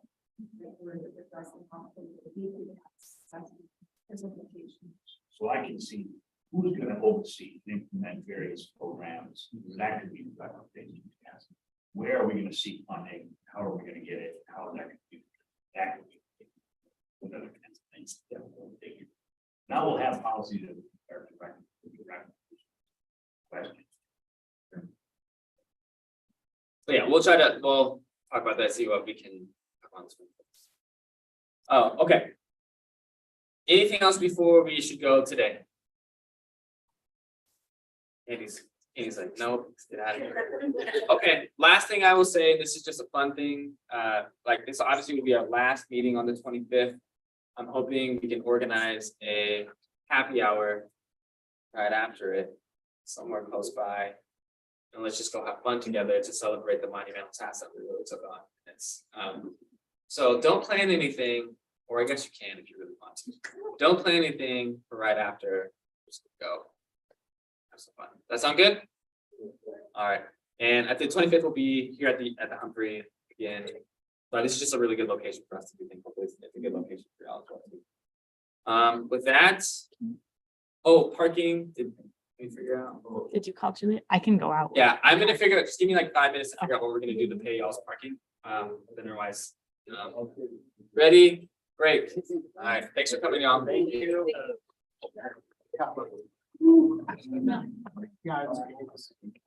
I know my mic's not the best, Nicole. I hope you could hear okay for most of it.